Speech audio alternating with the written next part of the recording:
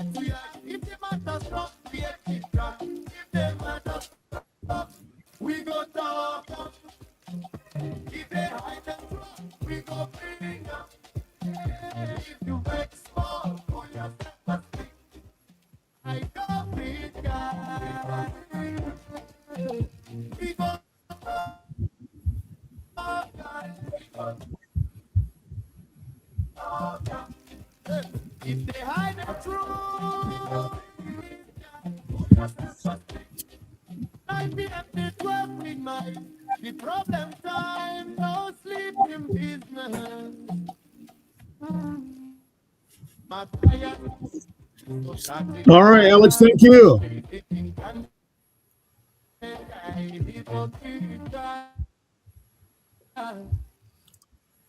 Thank you, Alex. Thank you for the music. Pedro, how you doing?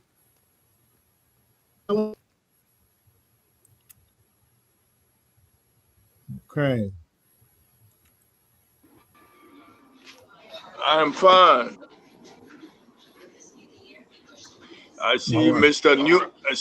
Newman with a new haircut. He look young. So a new look, George Newman. So I No, like this new Angelic. I like the new look. no, I don't have hair to cut. but when, So, but whenever you put your when, glasses on.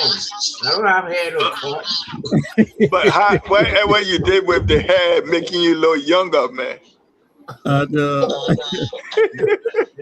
all right, we got a guest in the There we back now. go I'm going to bring the guest again. on. So, so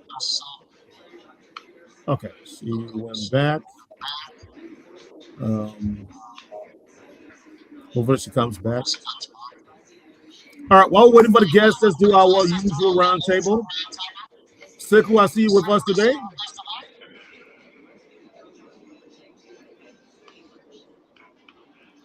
Siku? Uh-oh. You got us in man trouble. Mr. New what you need to.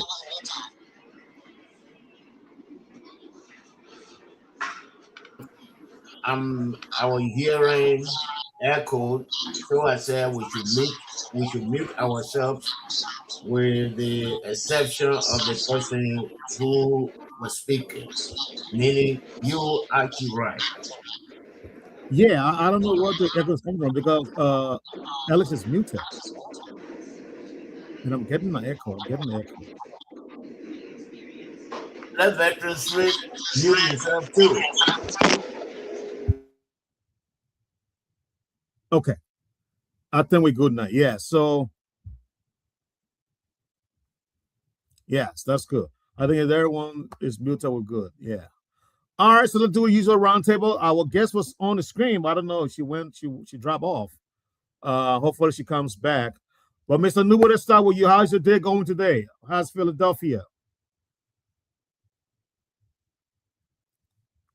Mr. Nubo. My day is going great. And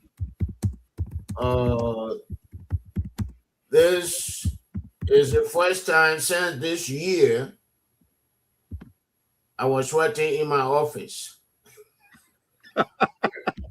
I know, right? And the heat. Yeah, it's a beautiful day out there today. Very beautiful. Yeah, it was very beautiful. But the only sad information, I gave people a warning before that we have to be careful with George Weah appointees. Okay. Nathaniel McGill is acquitted by LACC. I told you before. All right, Mr. Nubo, let me hold you right there because the guest is in the back. That is what is on my mind today. Okay. I know Mr. Smith will go after me for that statement again tonight. Well, I rest my case. Okay, great. We do have Madam Yvette Chesson We're in the back. I'm about to bring her on, and so we can get this show rolling. We're 16 minutes into the show already. How you doing, Madam Chesina Gibson? How are you? I'm fine, thank you. How are you? Pretty good. It is our utmost pleasure having you on Back to Differ, even though you're not new to this platform. But this is your first time on a Back to Differ on the evening program. So we want to say thank you for coming, for honoring our invitation. Thank you. We do have a little thing that we do here, if you don't mind. We do the introduction of the panelist. We'll go around the table, and then we end up with our guests, and then the guests introduce themselves and to begin their conversation with us. And then afterwards, if we have comment or question, we ask that. And then in the middle there, we break, and then we go to the phone lines, bring in our listener to participate in the program. And then we come back and then continue with the conversation and then close up. So that's just the program roundup right there. I wanted to give you so that you are aware of it. Thank you. You are most welcome. So let me begin by saying my name is Archie Wright, and I am the co-host for the program, but I will be your host for the night. I also have all the panelists here with me who will introduce themselves. But we do have a huge panel pool, and they will come in as the program go on, and as they come in, we'll allow them to introduce themselves to you. So having said that, and you know me, I want to say welcome once again to I Beg to Differ on Top FM 105.3. We stream live on the radio in Zwedru, Grand Gila County. We also stream live on our website, www.topfmliberia.com. We stream live on Facebook and YouTube. So at this moment, we are streaming live on all these platforms. And just want to let you know that at this point, I'm going to move on to our next panelist, Mr. George Nubo, who will introduce himself to you. Mr. Nubo. Okay. Welcome, Madam Chesina Gibson. I'm George Nubo from The Perspective magazine. Ah, yeah.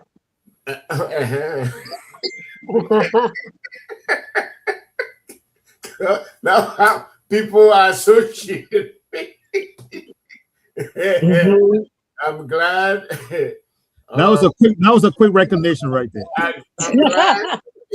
I'm glad to be on a stage with you. I don't think we ever met before. But I know your name. You know my name. Yeah. Welcome to I Beg to Differ.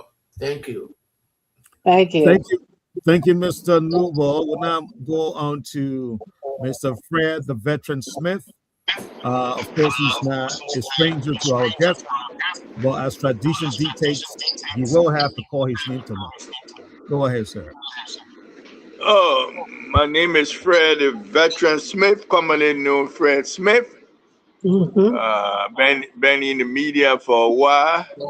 So only this time I'm starting from the eastern region and then get my way back to Monrovia because Monrovia already know me. So and you and you not a stranger. You started with a state podium in the morning, our radio station. Now this is the first time, so a historical moment for you tonight that you live on television on 105.3 FM. And so the eastern region who saw you on the radio can see you live, how you look, and so when you're talking, she got her camera muted, not on. Oh, so we don't get to see that. Okay. So your fans in the morning will love to have seen you. Oh Lord. Okay. But it's up to you how you feel. Whenever you feel, you can do it. All right. But so let me just introduce you formally, and then we start the show rolling. Veteran Smith, Yeah. before you do that, we also have, Uh-huh. I want, let allow the producer, Mr. Alex Wulu, to introduce himself to our guest, please. Okay. Mr. Wulu? Okay.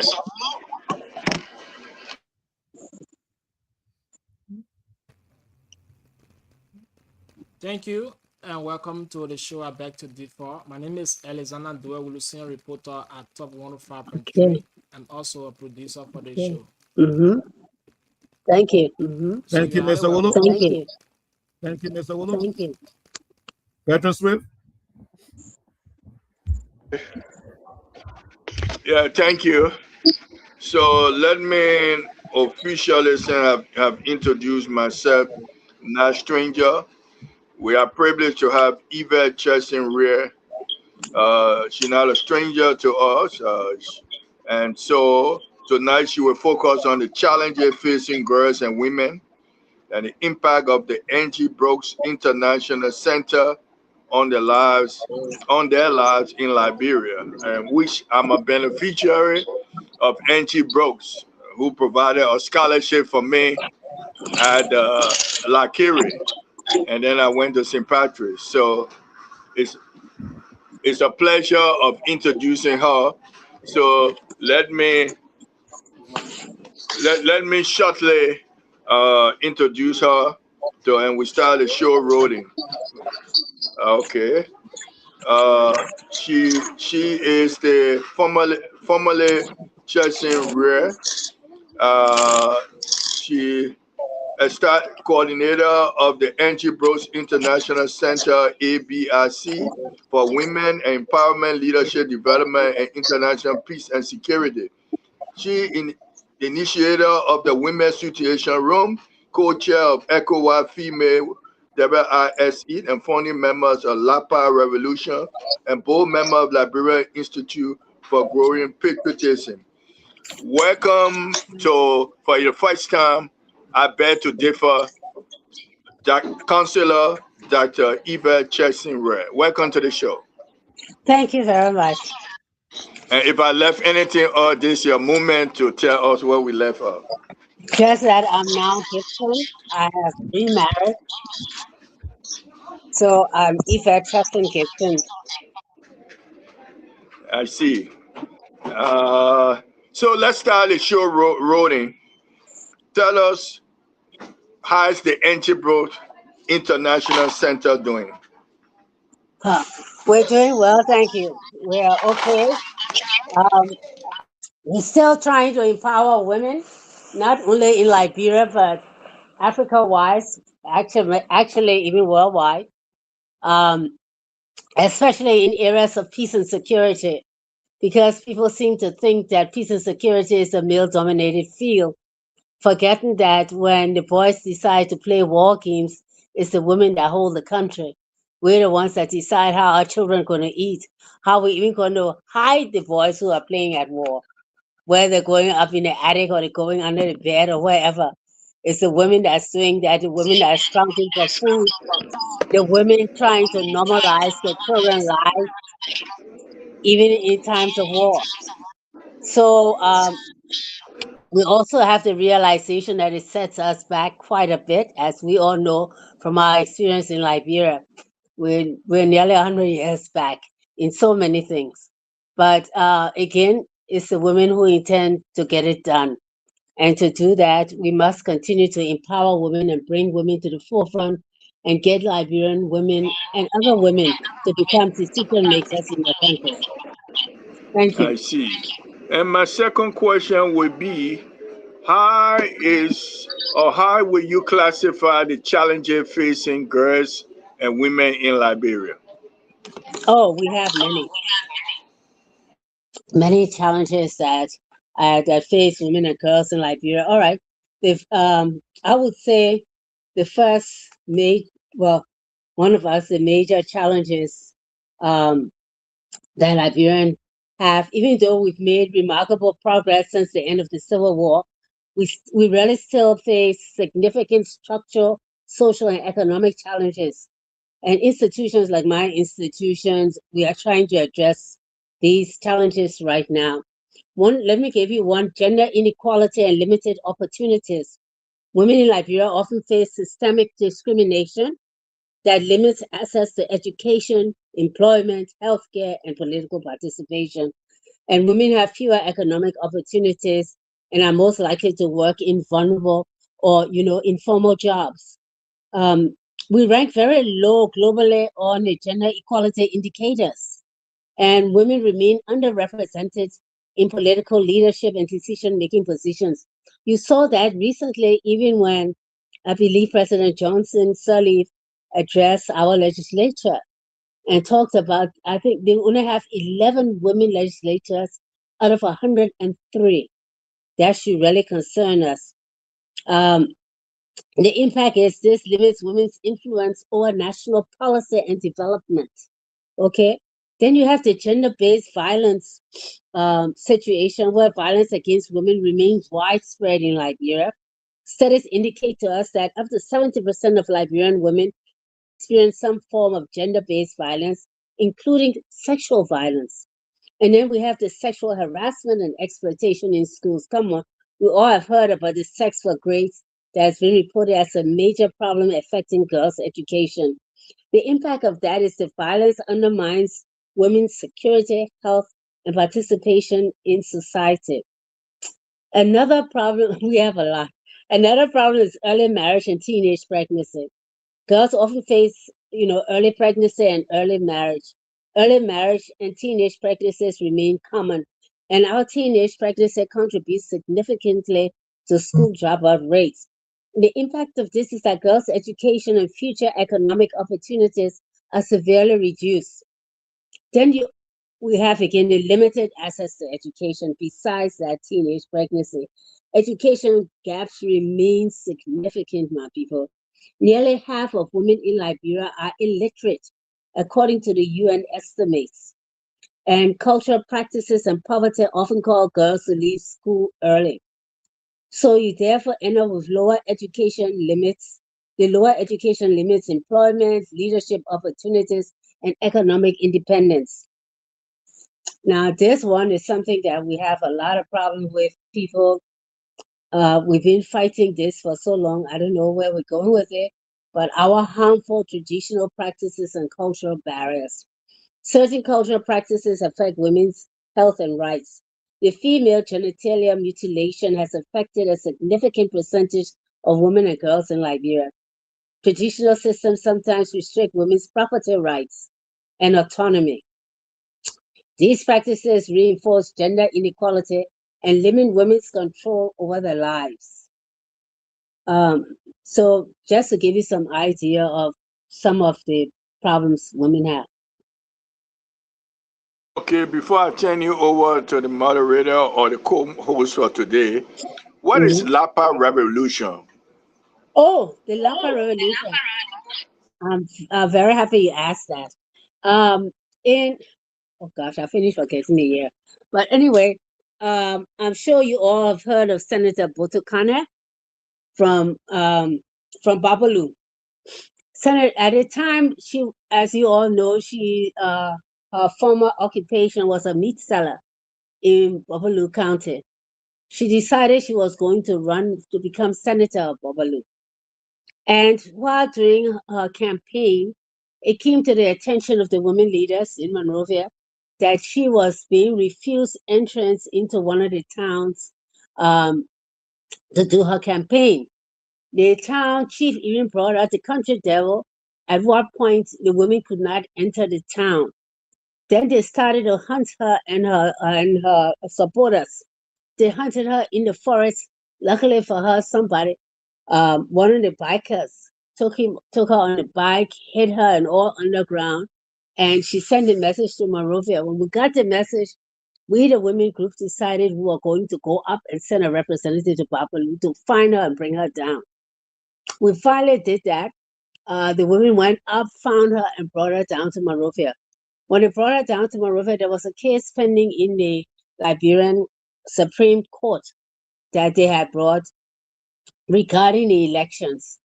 At that point, she said she had run out of money and her lawyers needed to be paid. We needed to raise 10,000 Liberian dollars in a week. And so we decided we were going to do it. And it was going to be done by only Liberian women or men, but not by any donors. We wanted no donors involved. We felt it was very important to show that we will support Liberian women politicians because that's one of the major problems in Liberia. And we set up a tent at the Invisible Park. We set up a tent up there, and we were able to raise more than $10,000 that week just by setting up the tent, appealing to people coming in cars and taxis, etc. Some people came in putting big sums, etc. So we're very happy. We raised the money for her to go to court and to go to the Supreme Court, and she won. More importantly, I will tell you the greatest day of that Lapa revolution was a young girl selling water. You know, the water in the sachets? She was selling her water, and she was passing by and she stopped to look at Boto's picture and was wondering what all was going on. So I got up to explain to her what was going on, why it was important that we support this woman for her to be able to become a senator to represent her people. And this young girl got up and put in $2. Now, you and I know that was more than her profit for that day, probably.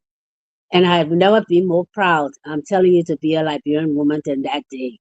I was just overwhelmed and said, thank you. You understand where we're going and where you have to go. So that is the Lapa revolution, because it took the Lapa of women, and you know, our Lapa is something that we use for so many things, to cover our children, to hold our children, to fix our hair, to do so many things. It's so versatile. It's a unique tool for women. And so we call it the Lapa revolution. Thank you.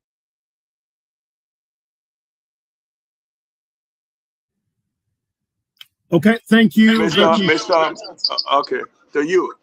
Thank you, Veteran Smith, for setting us up on that beautiful, beautiful, beginning.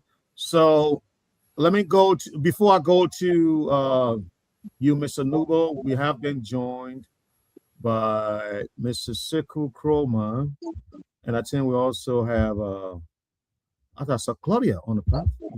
Okay, so she dropped off. Oh yeah, Sekou, please introduce yourself to our guests. All right, I don't know whether you get me, but this is Sekou Kroma from FM. Welcome to the program, and we appreciate you for being our guest on this platform. Thank you. Right, thank you, Mr. Kroma. Mr. Kroma is the host, but in this business, who comes first? So I came first, so I'm hosting now. I hear you. But we are not seeing Mr. Kroma. He's on top there, either. But yes, but let's come to you. Hiding behind a tree. Yeah, exactly. Okay. Well, let's come to you, Mr. George H. Nubo. Any comment or question for our guest, given all that she have said to us? Yes, I have two questions. Okay, two questions. There was a program before Ellen inauguration held at the stadium. Mm-hmm. Yeah. And the Miata family performed there. Yes.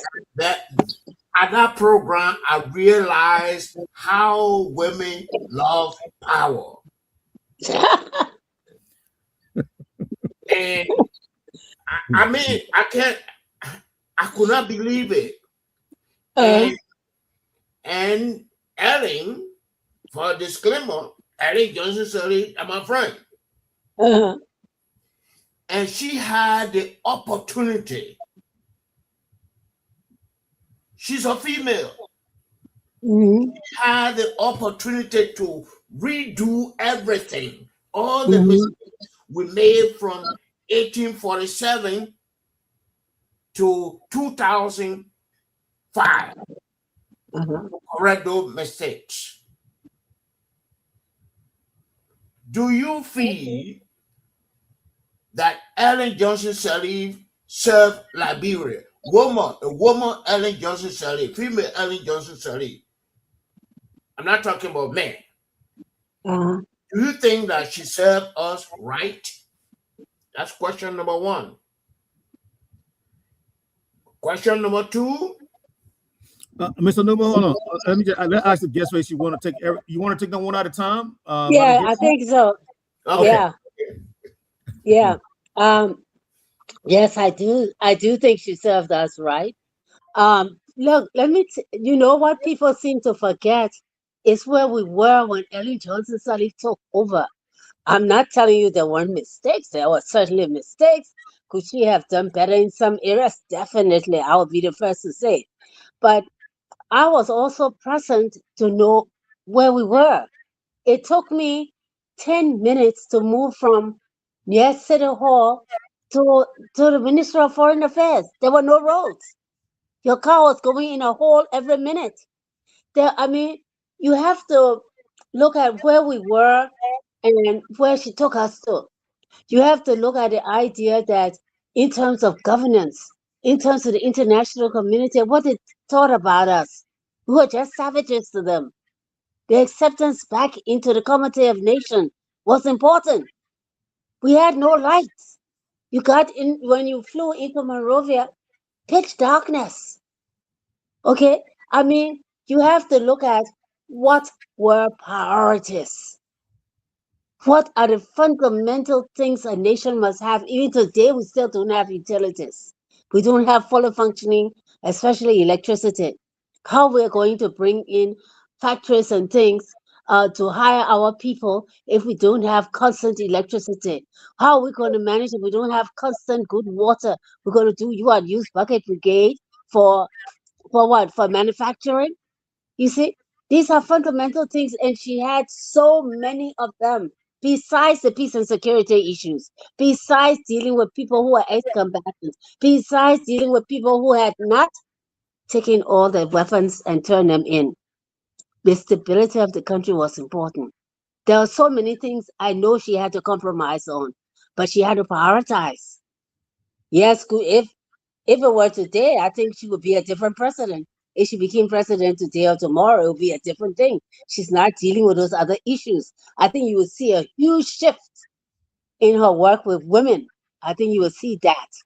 Because even she has admitted to you all that for us to have 11 women out of 103 in our legislature is an embarrassment to us, her, and to the world. So, yes, I do think she served us. She served maybe some of us would have more on our women empowerment. I certainly would, but I have to also look at my nation, which was more important at the time.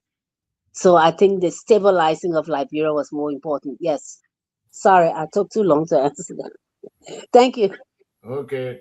Thank you very much for answering my first question about Ellen Johnson Sirleaf. This is the woman who said Monrovia was going to be electrified in 6 months. Yeah. And up to now,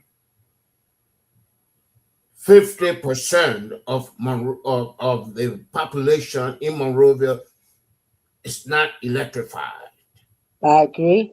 There's the woman who brought GMAP, Ellen Hargreaves, and one of you, they brought GMAP. GMAP was to build systems. And they went there,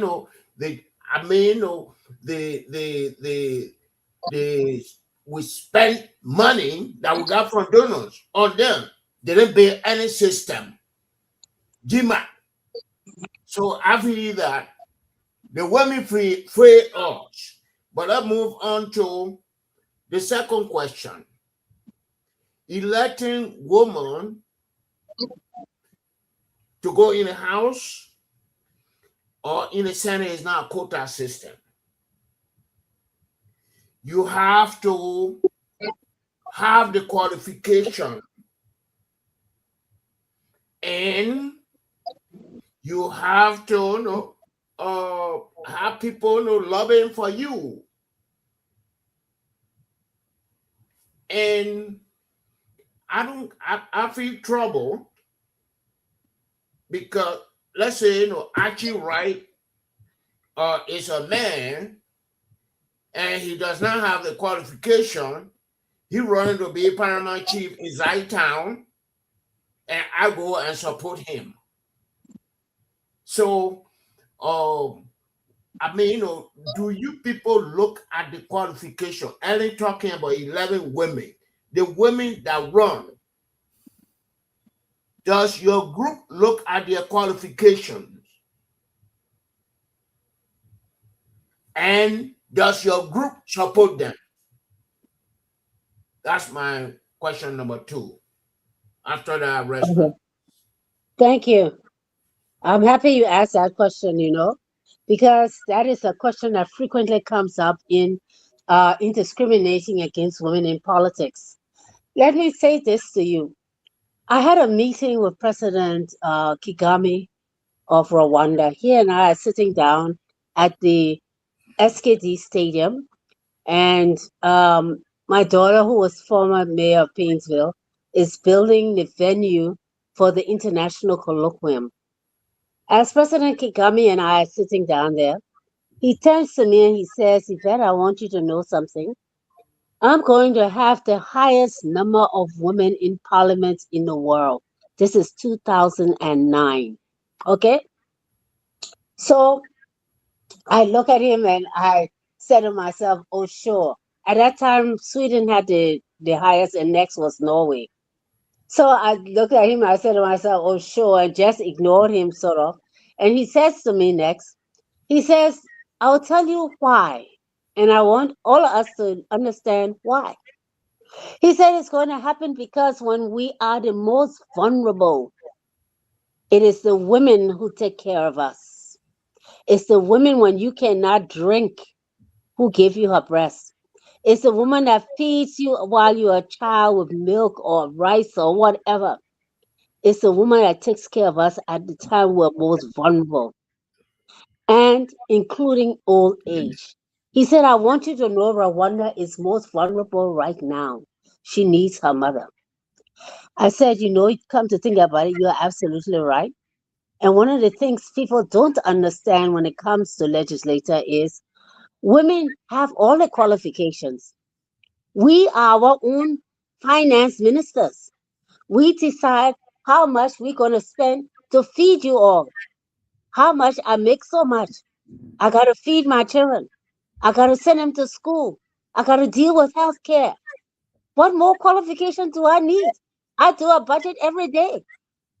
Okay? I don't have to go to school to know how to do a budget. When you start using the big words in the House or in the legislature, all you have to do is get someone there to translate. Women are quite capable of understanding that. Today, Rwanda has the largest number of women legislators in the world.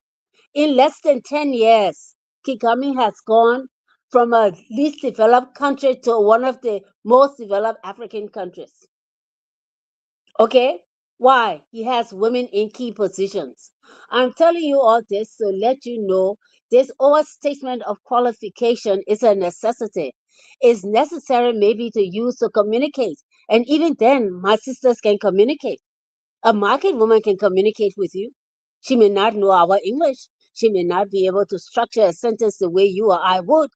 But if given an aid, she can do it. So I'm saying understanding that this hospital needs money or that hospital needs money or what we need in our healthcare industry, all the women can understand that. We have children, they've been sick. We know our needs. So I'm saying, and let me tell you what Kagame said. I forgot to tell you what he said. He said, let me tell you, Yvette, what my minister said, just what you said.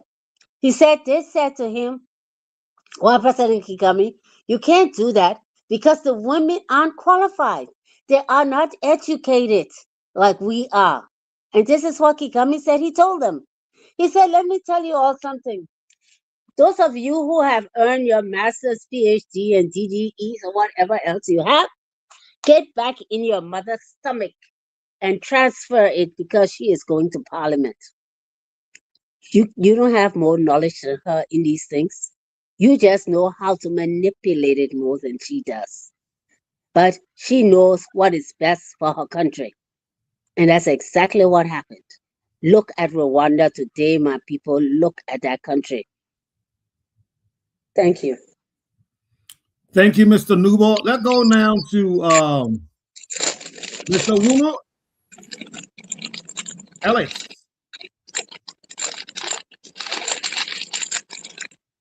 Do you have any James, all right. question for the guests? A comment or a question? The guests, a comment or a question? No, maybe after the call, we'll come back. I'll be able to ask questions. Okay, great. We'll come back to you for the call. We'll come back to you. We'll come back to you for the call. We'll come back to you. Mr. Sekou Kroma, do you have any comment or question? Thank you very much, Mr. Wright. And I'd like to thank you so much for holding the ground and all of you. And folks, wherever you are, we are hoping distinguished personnel on radio tonight. Dr. Gibson is touring figure in Liberian civil society as the establishment of coordinator of the Angie Brooks International Center and the mastermind behind the Women's Situation Room. She is an expert in conflict mediation, territorial peace, and women leadership. Now, the Women's Situation Room has been adopted as a best practice by the African Union. Yeah. Doctor, how are you adapting this model for the local grassroots level in counties like Grand Jide to ensure isn't just a Monrovia-based initiative? That's one of the questions. Question number 2. I'm sorry, can you just go one question at a time? What was your first question? My first question is, the Women's Situation Room has been adopted as the best practice by the African Union.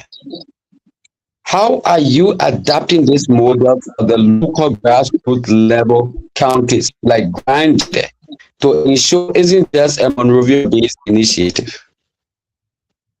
Oh, okay. All right, thank you ever so much. The first thing is the Women's Situation Room is something that was actually we actually initiated it in Liberia, even though it's gone worldwide, well, more or less worldwide now, and has also been recognized by the United Nations Security Council as one of the best practices in the world in peace and security. I think that is something Liberia can be extremely proud of. It's something that we export. Not only does Liberia use the WSR, it is used all over the world. And the African Union asked us to put it in every African country. We're well on our way of doing that. However, we also try to make sure it's in Liberia because not only are we the example for the rest of Africa, it's important that our grassroots know about it. So when we do the Women's Situation Room, the first thing we do is we get in touch with the grassroots women. They are important. They are the foundation of the Women's Situation Room. We cannot do it without them. So that's the first thing. We get in touch with the market women. We get in touch with the women mediators in the various counties, etc. And we get in touch with the women organizations. The women organizations are the ones that run the Situation Room. Okay, we have the main Situation Room in Monrovia, but then we've had it like the last election. We also had it in Bong County. The next election we're going to have about 5 or 6. But the point is, even if it's not in that particular county, that is, if it's not physically seated in that county, it is connected to all 15 counties. And the women go out as observers. The Women's Situation Room has no male observers. We only have women observers. And these women go ahead and they observe the election and they come back and they report.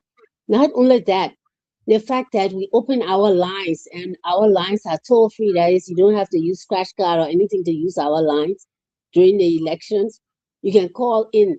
The minute you call in, the women, we also have a call center manned by both women and men. And they go ahead, get the information, and bring it to the Eminent Women's Room. Now, the Eminent Women's Room is not only composed of just women from Monrovia, they're also international women. The grassroots women are also part of the room. So they look at whatever it is, and then they make sure that they have a solution to whatever problem comes in the room and gets back to whoever is calling in, and anybody can call in. And if they see something, say something, and let us know. So the involvement of the woman is very important. So even in every county, we also have the youth involved. It is the women who go to the youth. And it's the women who sit down with the youth in our peer-to-peer counseling and issues and sit with them and say, why are you allowing politicians to use you? Don't let them use you like toilet paper. Use you and discard you. And don't care if you get hurt or thrown in a hospital or something or die. Their children are in America and in Europe. Why should they use you to go and disrupt somebody's campaign and the security forces come and injure you? For what? Let their children come and die for them. So it's the women that do that type of work, the mediation, the counseling, etc. So, and we continue it throughout. If there's a problem in Liberia, you heard the situation with Senator Boto Kane. It was part of the Women's Situation Room work. That's why we were involved, to make sure we have peace before, during, and after elections. So whenever there are problems, whether in counties, whether it's after elections, before elections, the Women's Situation Room still operates. Thank you. Thank you very much. On youth engagement, you have a program called the Slum Entrepreneurship Program. Yes. You focus on disadvantaged youth. How do we keep young people from being used as instruments of violence during election cycle? Yeah, you know that if I tell you all my challenges with that slum entrepreneurship project, I'm telling you, it's been a learning journey. Because when you're dealing with the children who are drug affected, it affects all of us. I'm telling you, it affects everybody. This drug problem is something we've got to get a handle on. And women have to participate in it in a more stringent manner. We have to get, of course, the men to participate too. But it is so pervasive that, let me tell you, this slum entrepreneurship you saw, I started off with 12 slum communities, right? And then because I only had money for 6. Well, however, we trained for over a year, 12 of them. And then told them there would be a competition at the end to get the money for the 6 that would come forth. They all agreed before we started the program. So they said, fine. We did the 12, 6 of them won. New Georgia won for water. Caldwell won for, what was it? Oh, waste management. And, it went like that. They chose their own projects and they won. We ended up going ahead and saying, okay, this is the amount we had. We had 5,000 per person to start per group. Till now, I think we've only successfully done 3 groups. Why? Because the drug situation is so bad that even these children, some of them have graduated from LU, some of them even ended up with masters, and they have gone on drugs to the point that they are incapable of moving any further. It's a horrible, horrible thing, Liberia. We have to get a handle on this drug issue. It's pervasive. Don't think that your child is okay. I found out from one of the groups that we have, the women came to me and said, "Oh, counselor, we have to let you know that we're now putting drugs in the children candy at school." You don't know that. You all don't know that. You sit now home saying, oh, well, I make sure to walk my son to school and pick him up from school and whatnot. You don't know who handing him candy at school. Okay? And for these women to come and tell me they're putting drugs in candies and stuff like that. So you all can be aware of how bad this thing is. So the Thank only you. thing I can say in terms of helping these youth, we have to be serious about it. Not only prevention of the drugs, we have to be serious about giving them job opportunities. If it comes to that, put them on open government farms. I don't care what we do. Open government farms, put them there, rehabilitate them, let them earn their own money, and train them in vocational training. There's so many things we can do that we have to do. Thank you. Thank you, Madam Gibson. Just one question and then please. Okay, sure. Go ahead. Excuse me. Okay, Madam Gibson, you often tell women to refuse to be defined by fear. What is your advice to professional women in rural Liberia who face heavy traditional or cultural pushback when seeking leadership role? Yeah. That means you are so right. Leadership role in Liberia for women is a serious problem. Huh? And the point is, can I just tell you first of all some of our achievements so you can understand when I get into this, so you really know what happened? We led the peace movement at the end of the Civil War. You don't forget that. The women of Liberia Mass Action for Peace with Lima Boyden. Okay? And it's one of the most historic achievements of Liberian women was the leadership in ending the Civil War. The women of Liberia Mass Action for Peace movement, don't forget, mobilized thousands of Christians and Muslim women. And they organized protests, sit-in, all of these things towards the Accra Peace, Comprehensive Peace Agreement, which ended the war. All right. We also, don't forget, have elected Africa's first female president.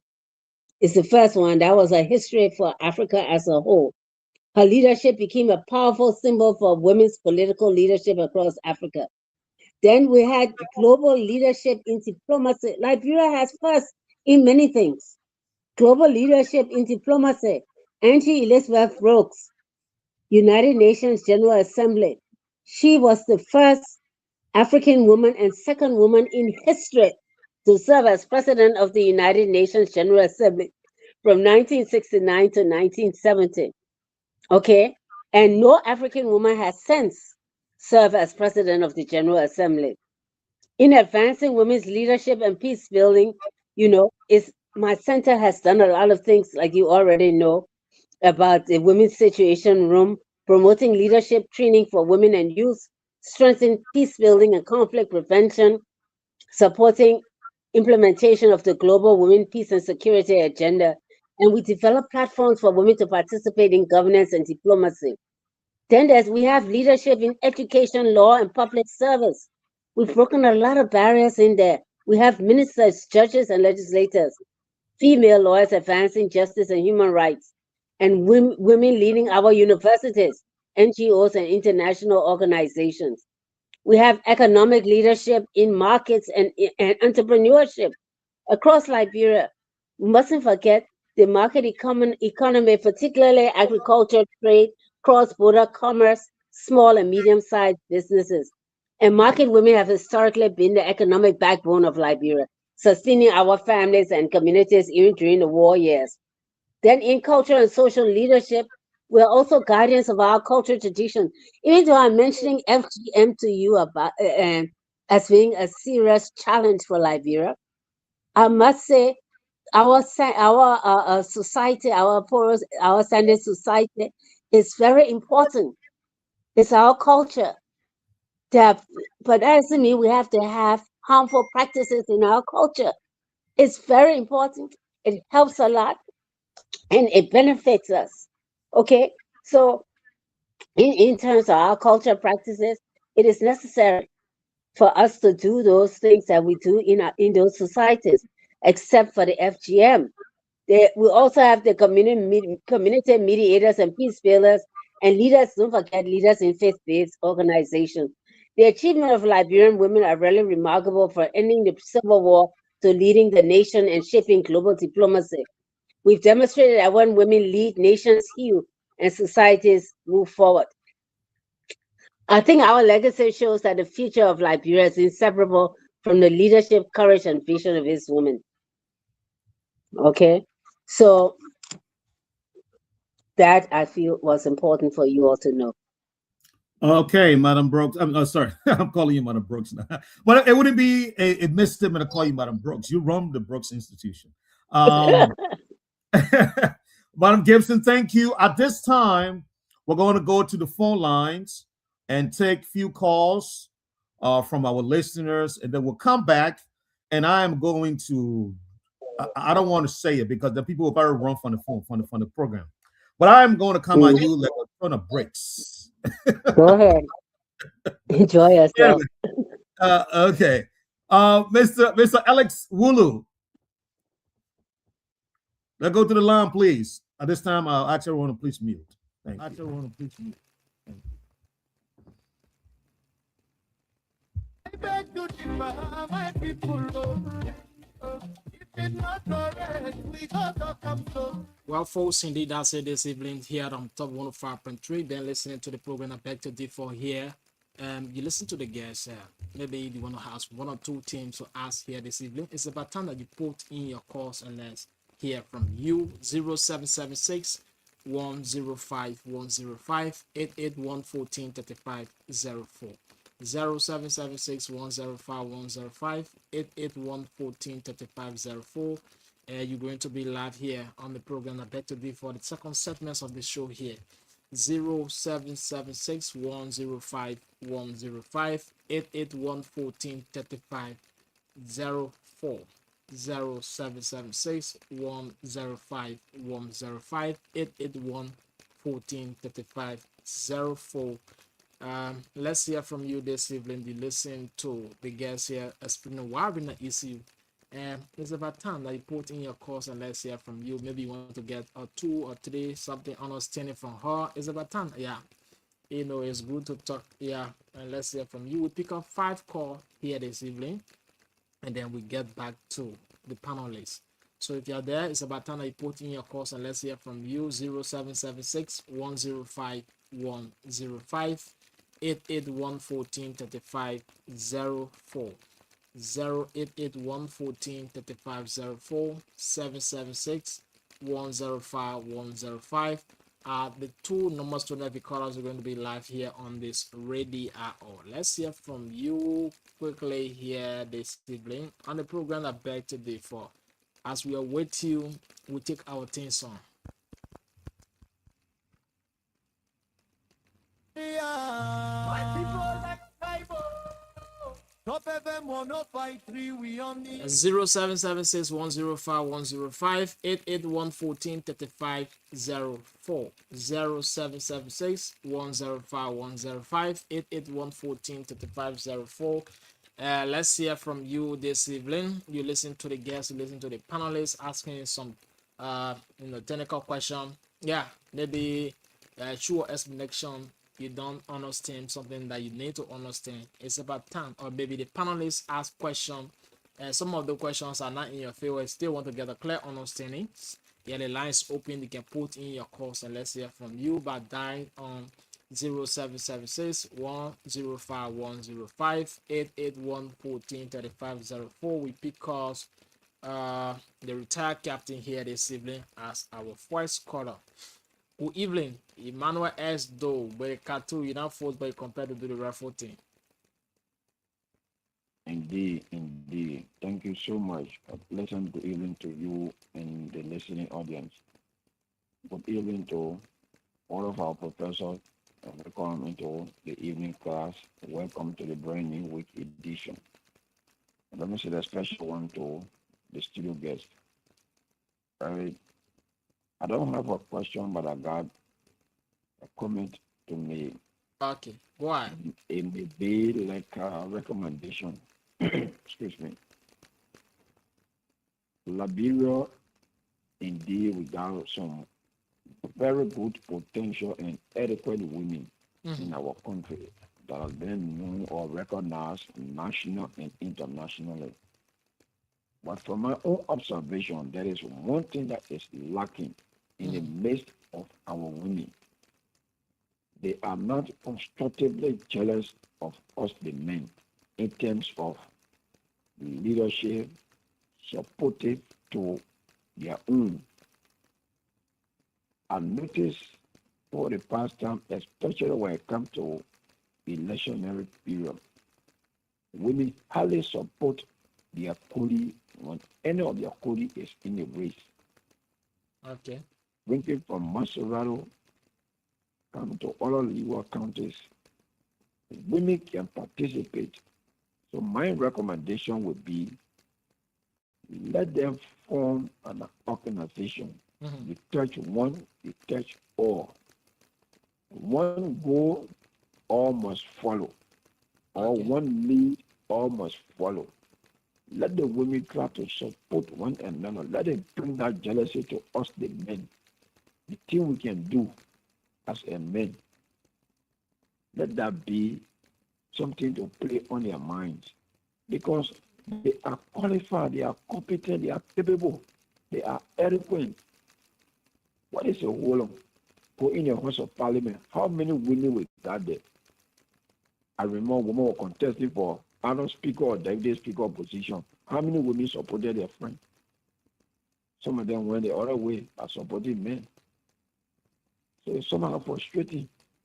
So I just want to recommend to our sister, our mother in the studio, to reach this message out, to do her own lobbying, strength that she got from her contacts to put some eloquent women together, strong, brave, and intelligent women together, and push this agenda.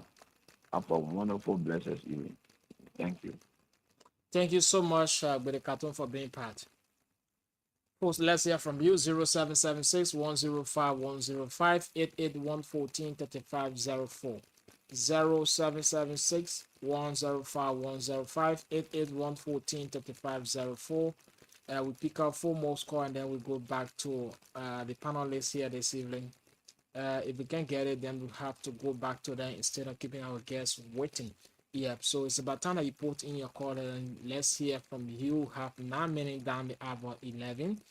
Let's hear from you quickly here this evening. 0776 105 105 881 14 35 04. Those of you watching us, if you want to make your point, let me see if I can put this number on the screen quickly.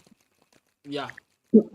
So the last number you see on the screen is the WhatsApp number. Just call there. You're going to be live here in studio.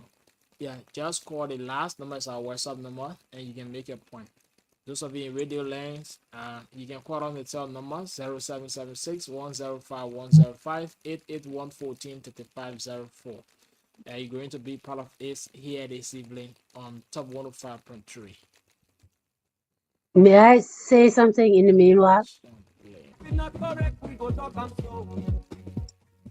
From 9 o'clock to 12 midnight, we sit here, we ready to fight. No palava, no fear inside. Good must talk, we not go high.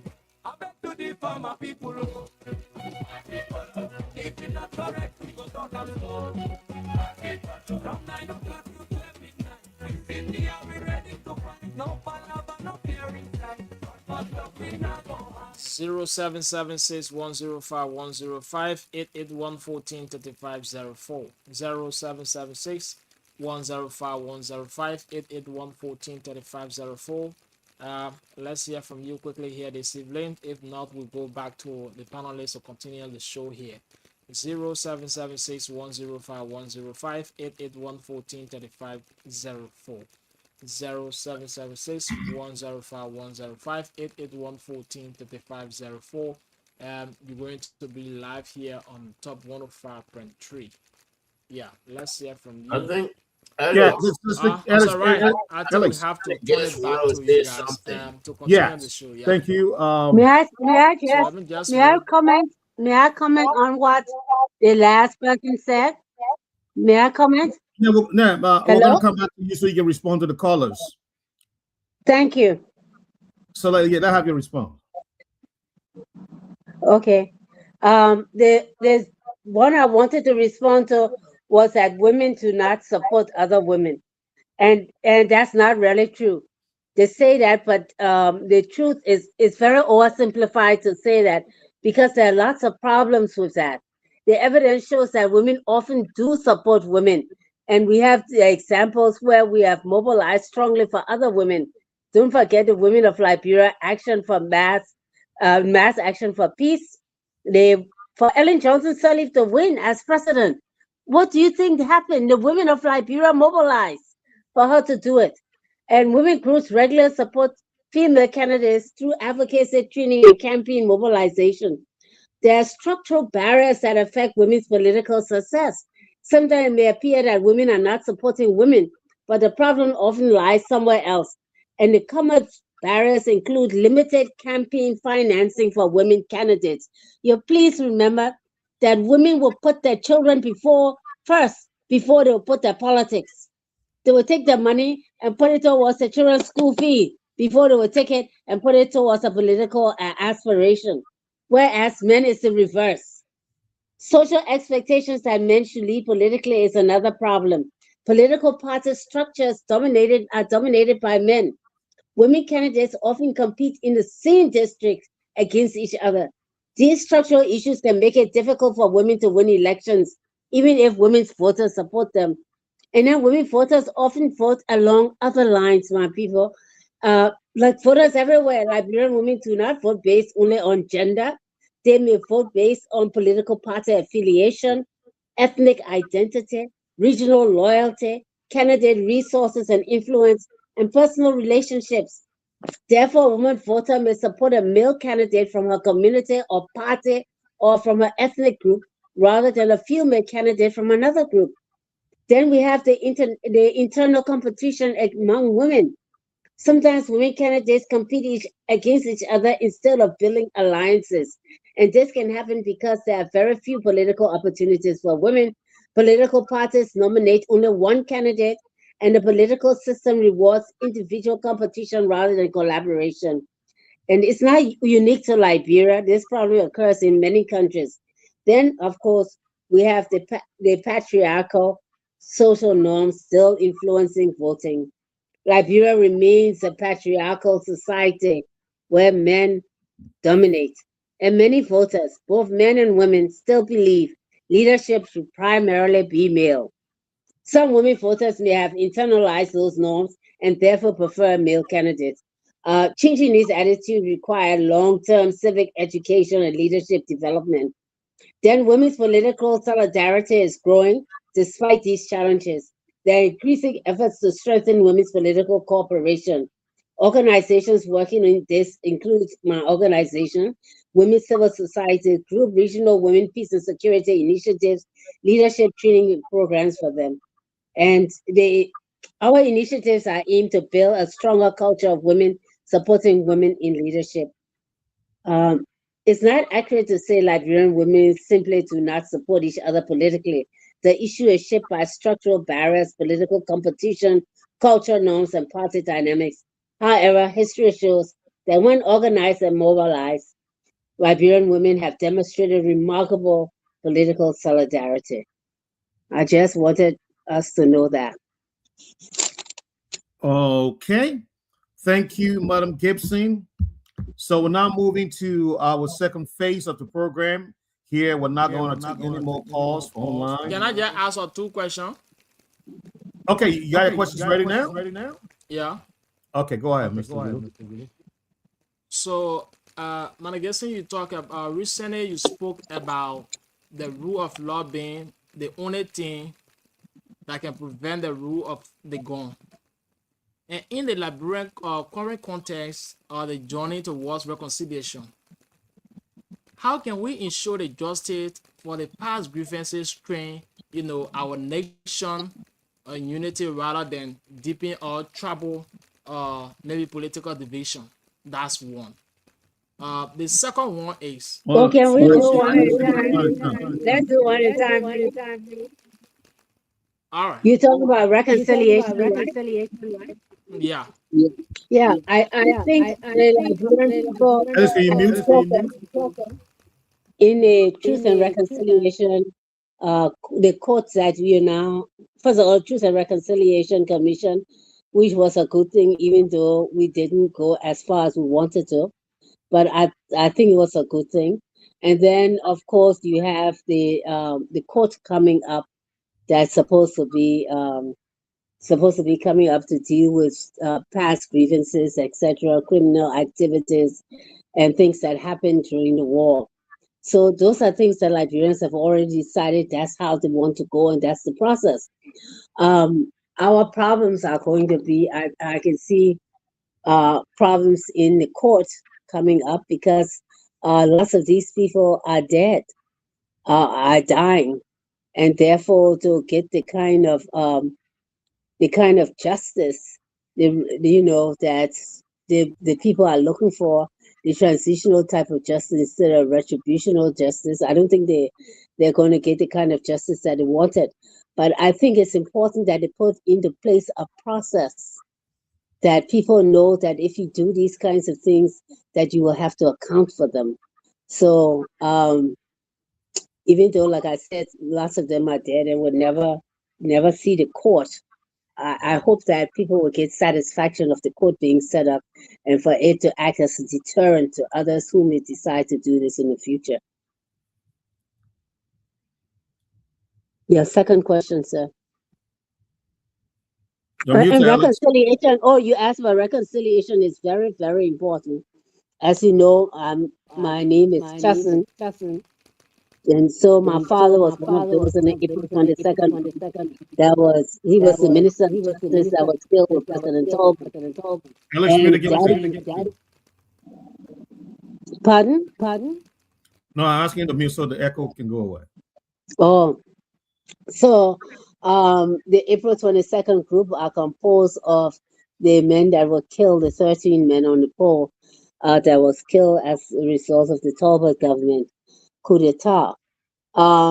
We have come together as a group and we consider ourselves a family, but our main process and our main aim is reconciliation, because we feel strongly that our fathers were patriots of this country and we want to see it move forward no matter what. And no matter what, Liberia has to stand. And no matter what, we have to stand as one people. This whole ethnicity thing, there's nothing wrong with being, having an ethnicity. There's nothing wrong with being proud of who you are, whether you Pele, Vai, Gio, Bassa, I don't care. Okay, each of our tribes have things to be proud of, and that's good. But we must remember we are one people. We are one people. And we have to reconcile to move forward. We have to move this nation together. Nobody is going to exterminate the next. We are one people. I have a saying, I tell people, I say, the common for Liberia is relationship. You'll be surprised. You may touch my finger, you don't know you're touching my toe. You don't know you're touching the other man's ear. You'll be shocked as who's related to who in this country and how it happens. So we've got to remember we're one people. Thank you. Okay. My second question. You often say that Liberia is not, an easy area or a place to, as a human rights defender, not easy thing. So particularly for those fighting against FGM and then the sexual violence. Now, beyond just the courage, what structural legal, or reform do you believe are most urgent in 2026 to protect the women who are in the front lines of battling days?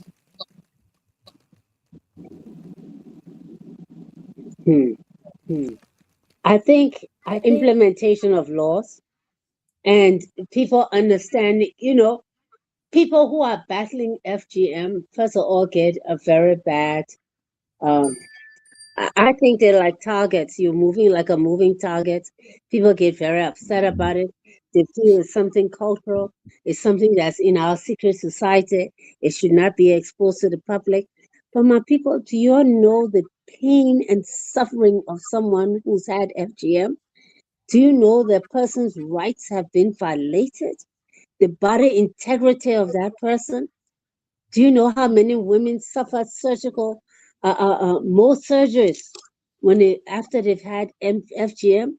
Do you know about fistula? Do you know? I mean, this sometimes children die from it. So I think the first thing is we have to acknowledge, yes, it's a cultural practice, but for what? For what? Do you men get more pleasure out of the fact that a woman has been violated, that she's been cut? I don't think so. I don't think so. So what's the purpose of this? I really still don't understand the purpose, except to harm women. Okay? I found out that even women who've been cut and people say, oh, they're not going to be so sexual, etc. It's a lie, because they still leave the men. They still go after other men come after them and they go with them. So that doesn't stop a woman leaving you either. So what is the purpose of FGM? I'm trying to understand, my people. Maybe you can help me, man. God, I sure don't know where to turn anymore. Okay. Thank you, Ma'am Gibson. So now it's the host time now to ask his own question. Madam Gibson, the Angie Brooks Institution has been in existence for at least 15 years now. Am I correct? Mm-hmm. You're right. Great. And you enjoy a wide range of support, both on the, I mean, in the region, in our region, the Mono River region, the African, West African region, the Horn of Africa, the UN, and everywhere. Is that true? Well, yeah. Okay, great. I think so. Yes. No. Okay. Are you sure of it, or you think so? I think so, because we work at it. We work at it, so we do have recognition. That's a fact, and we do through that recognition and through our work we gain support. That's true. Okay, great. So you are not like any other organizations in Liberia. As a matter of fact, you are on top of the food chain as far as funding, and recognition, and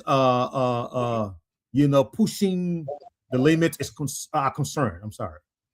So, is it?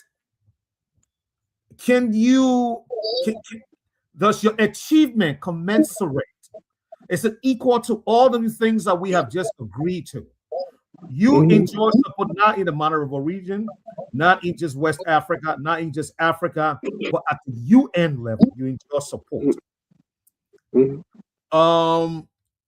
But when I look at your achievement here, the only thing I see there is the situation room. That is what it shows. The women's situation. How do you explain that?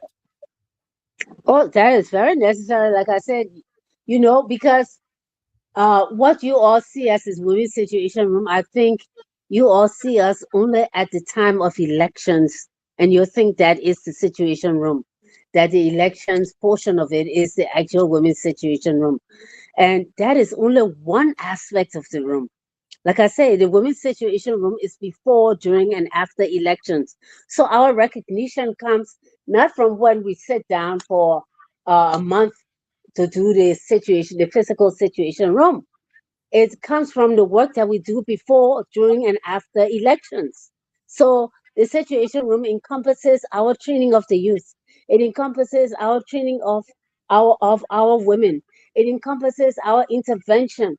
It encompasses, even I'm also head of the Mono River, not Mono River, ECOWAS FemWise, the female mediators of West Africa. Okay, so the situation room is much bigger than what you all may see or think. And not only that, we intervene in various countries. We're not just in Liberia. We're in Uganda, we're in Kenya, we're in Ghana, we're in Senegal, we're in Nigeria, we're in Sierra Leone.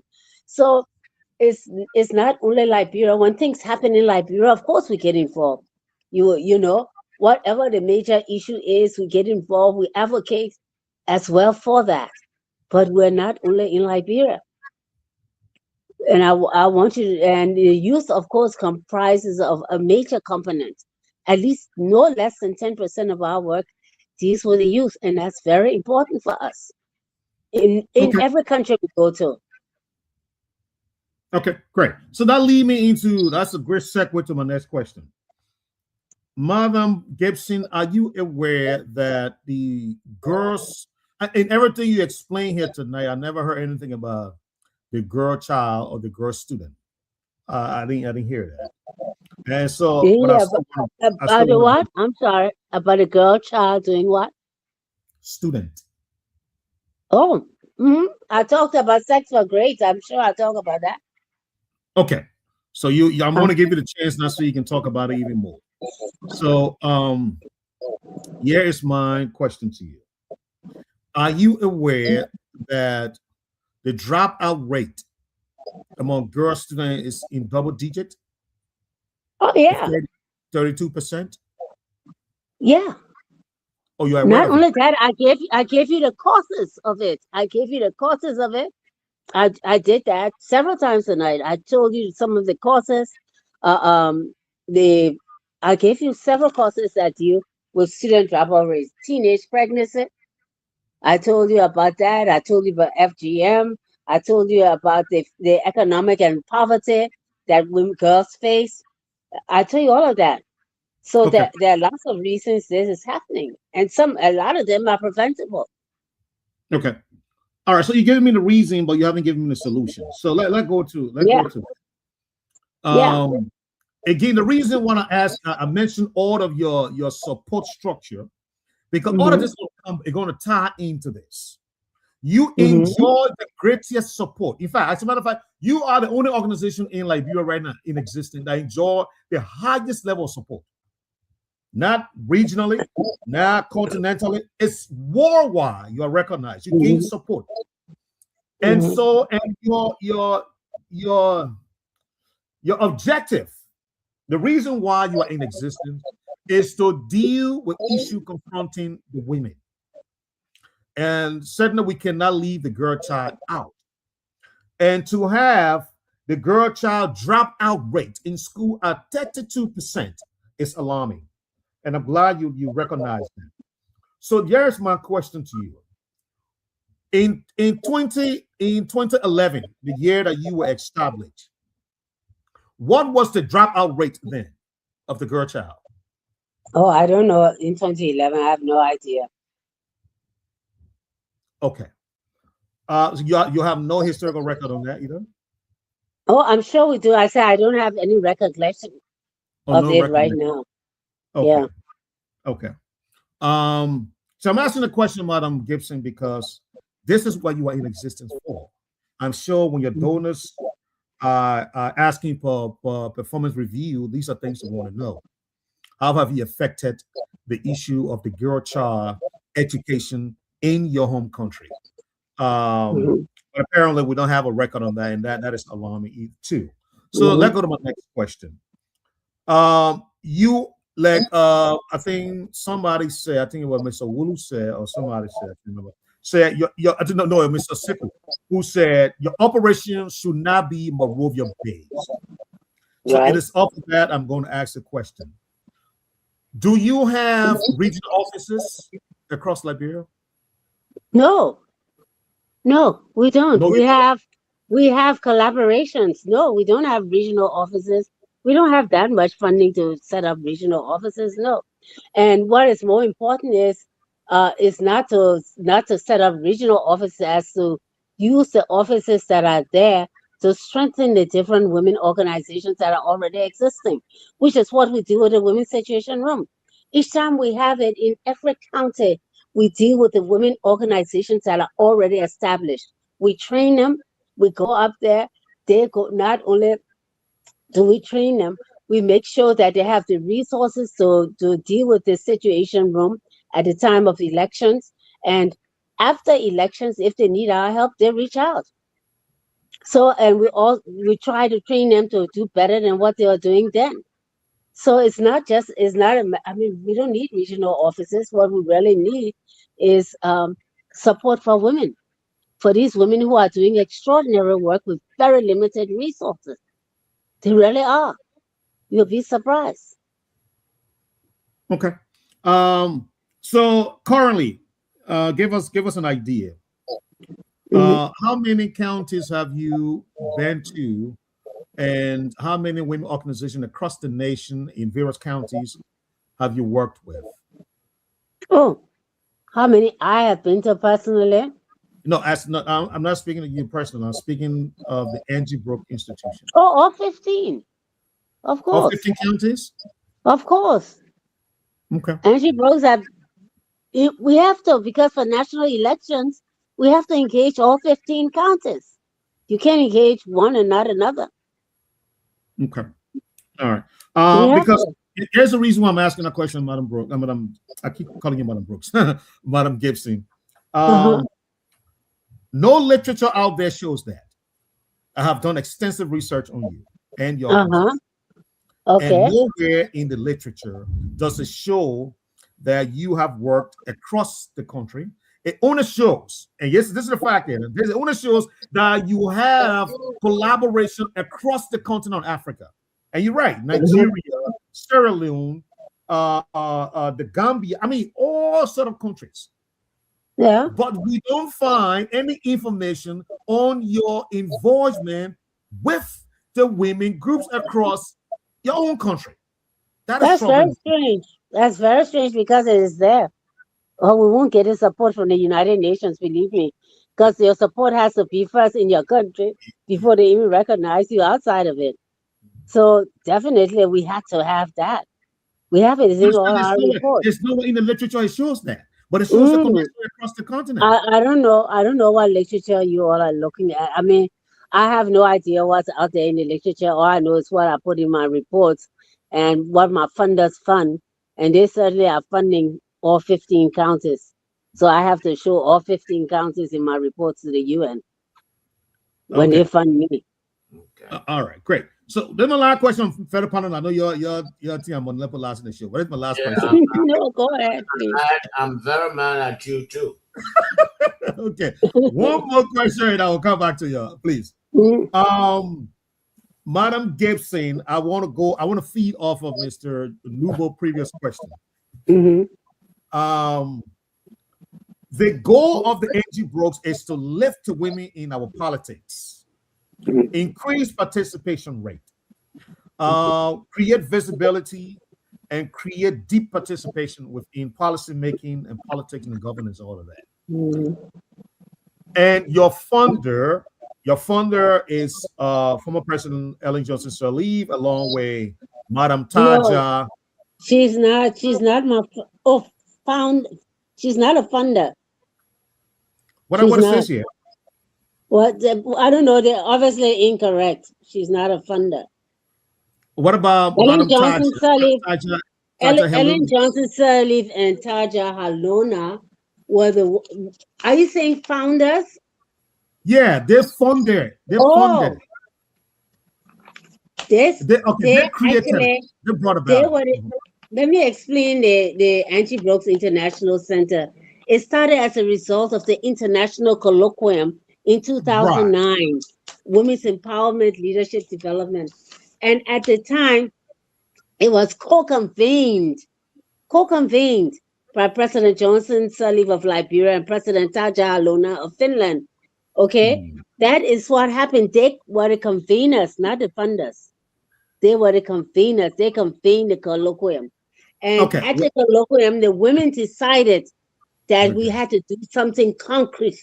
And that's when we established the Angie Brooks International Center. Okay. I think it will boil down to, nomenclatures here. But anyways, it clearly shows that she and Taja, created, brought about it. But they co-convened the colloquium. Okay. And Ellen Johnson Sirleaf is the champion of the Women's Situation Room.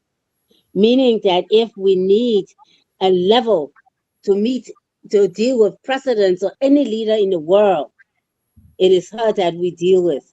And we have had to do that on many occasions, I can assure you, where I've had to Okay. talk to presidents seriously about their behavior.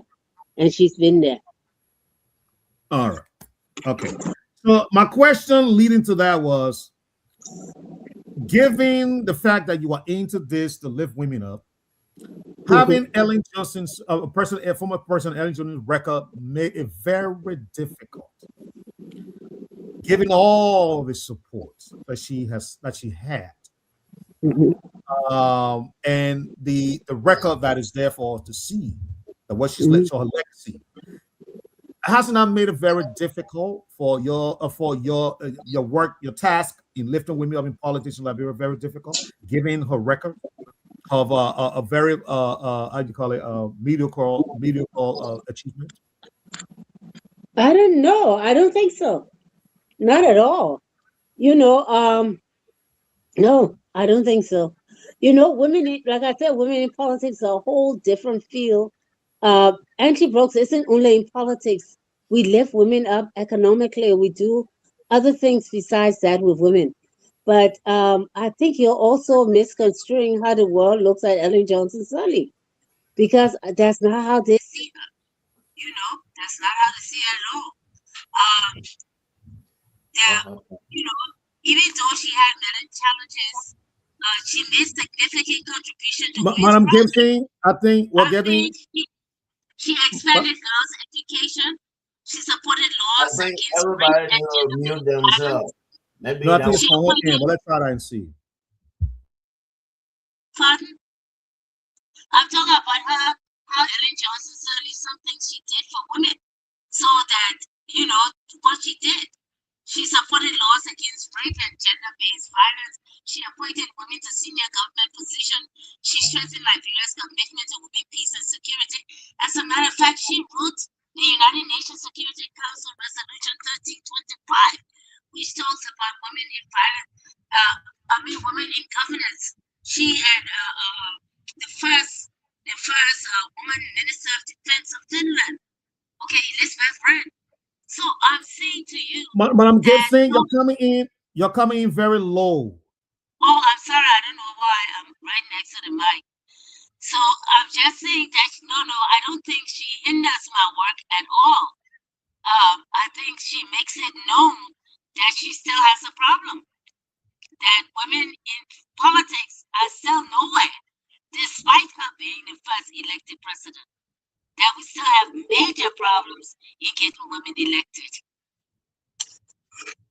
Okay, thank you. Now let's go back to the other panelists. I think I have my fill already. If I have to come back, I will. Veteran Smith, are you there? All right, let's go to you, Mr. Nubo. While Veteran Smith is coming back. Yes, yes.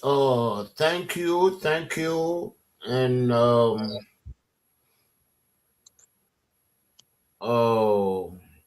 I have maybe 2-3 questions here. We are talking about Angie Brooks, and we are talking about female genital mutilation. When Angie Brooks was the kid on the block, what was her position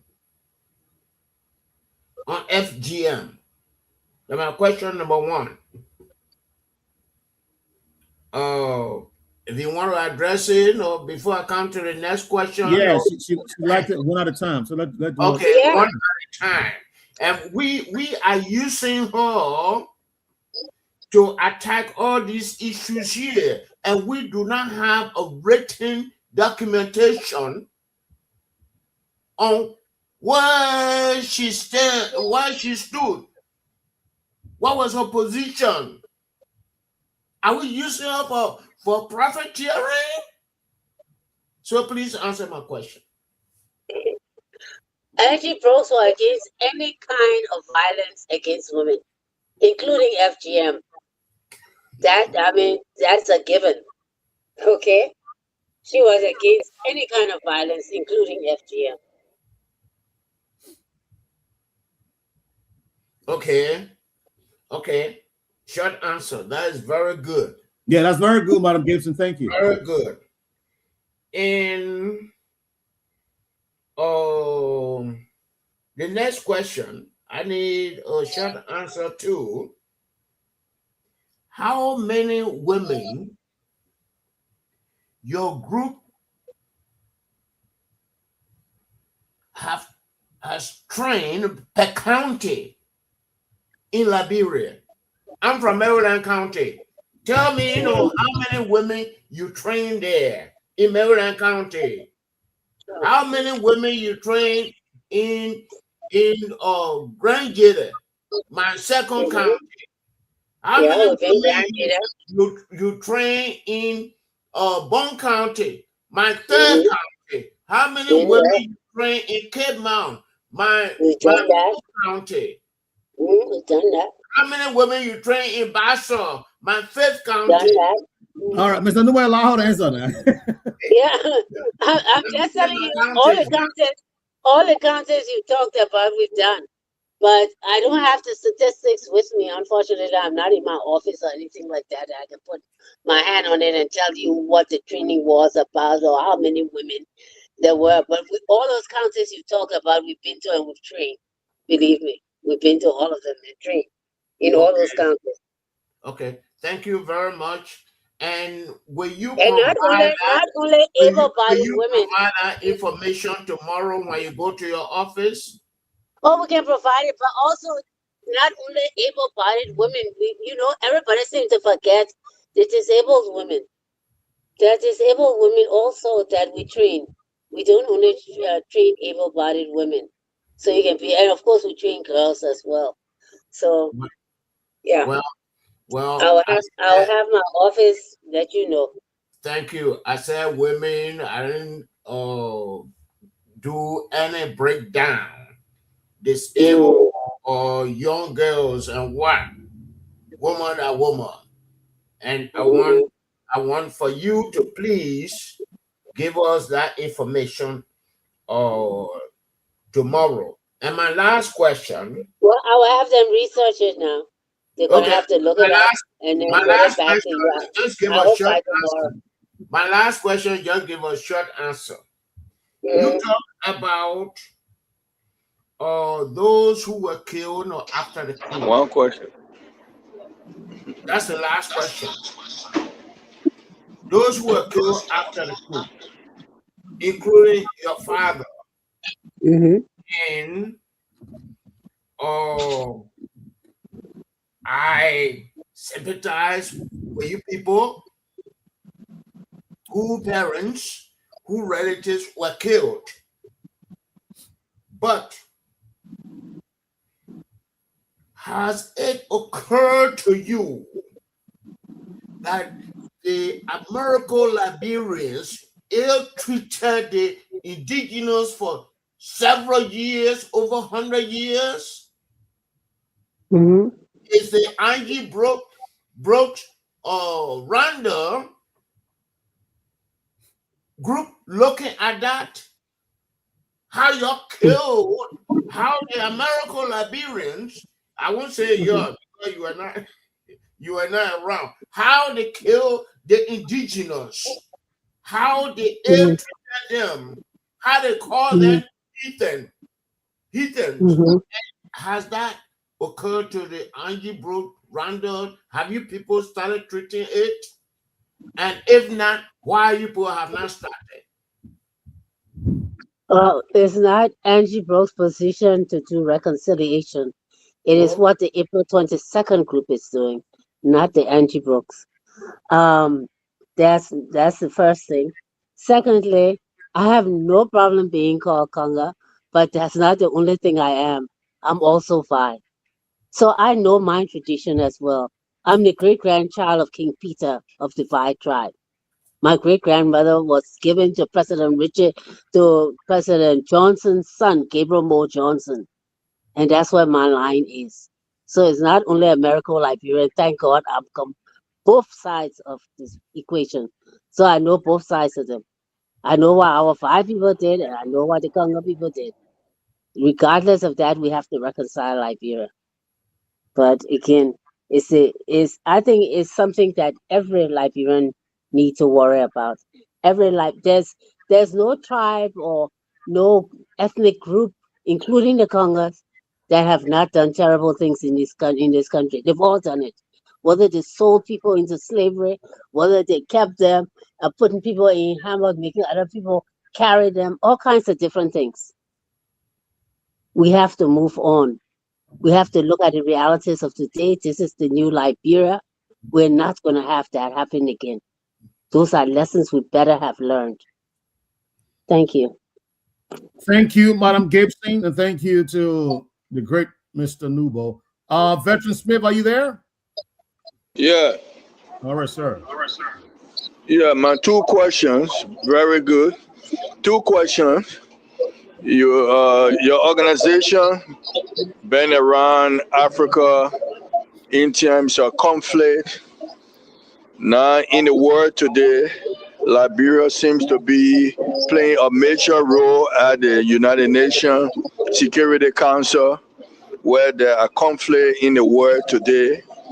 How is Africa playing a role, especially Liberia representing the African group in the Security Council, to bring peace in the world today, similar to what we do in Africa, some of the challenges in Africa too.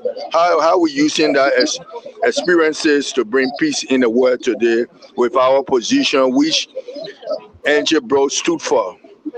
Mm-hmm. Well, That's my first question. thank you. I think it's very important that, first of all, Liberia is in the Security Council at this time when we seem to be going towards World War III. Liberia, remember, was the one in the UN when there were no other African countries in the UN. We must also, as we go towards this and we're on that Security Council, we represent not only Liberia, as you rightfully said, we also represent the African position. They just I think it was on Saturday when they bombed Iran, that there was an emergency Security Council meeting. Luckily, Liberia at this time has a very able Minister of Foreign Affairs. Sarah Veselo Nyante is a very capable person. She's worked with the United Nations. She's headed missions and trouble spots. So she's aware of the global indicators and knows how to navigate them. So I just thank God we have her at this time. I really do. Anyway, that being said, I think we're having her there and having a cool head like President Boyka seems to have for these things, I think Liberia is going to do very well in the Security Council at this time, because the amount of diplomacy that's going to be necessary to get that one consensus amongst the African nations, and you know that's nearly impossible, as to how we are to move forward with certain things. I think Liberia is best suited to do it. And I think we can do it, and we will do it. I'm very confident about that. My second question have to do with today. They came up with very important something in the Security Council have to do with digital education for children in conflict countries.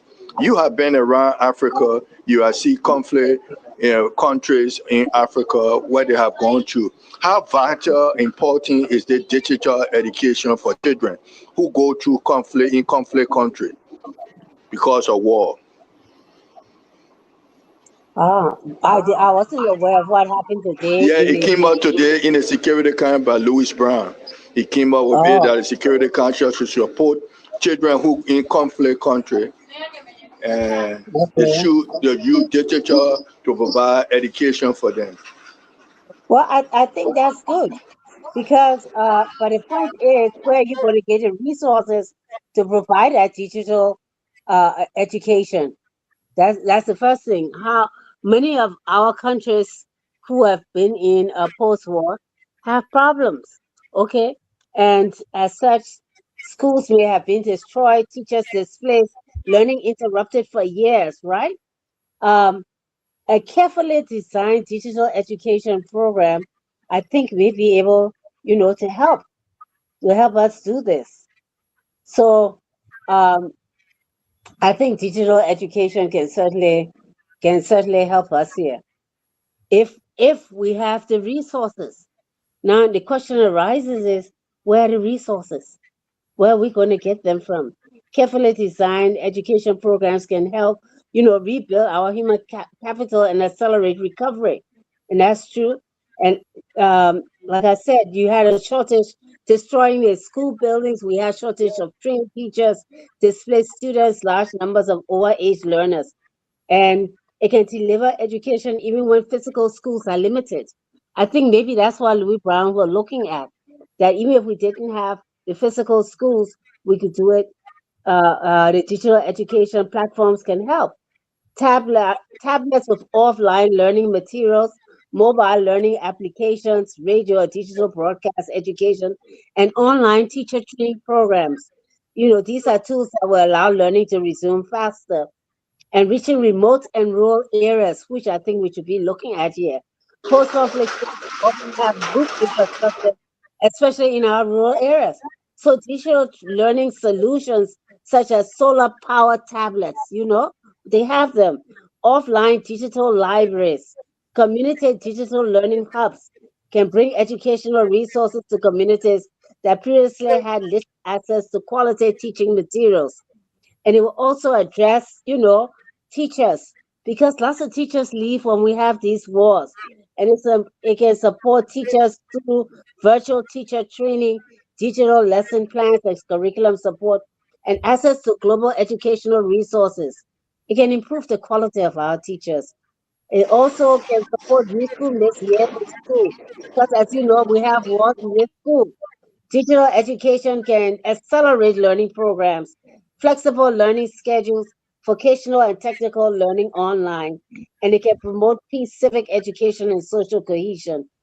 So, these are just some things that can help with digital programs. But my problem arises if we are relying on electric grid, my people, it won't work because we don't have our electricity throughout our country. However, if we rely on things like solar powered tablets, solar powered equipment, including computers, other computers, it will work. Again, how do we fund it? That's all I'm asking you, or how do we fund it?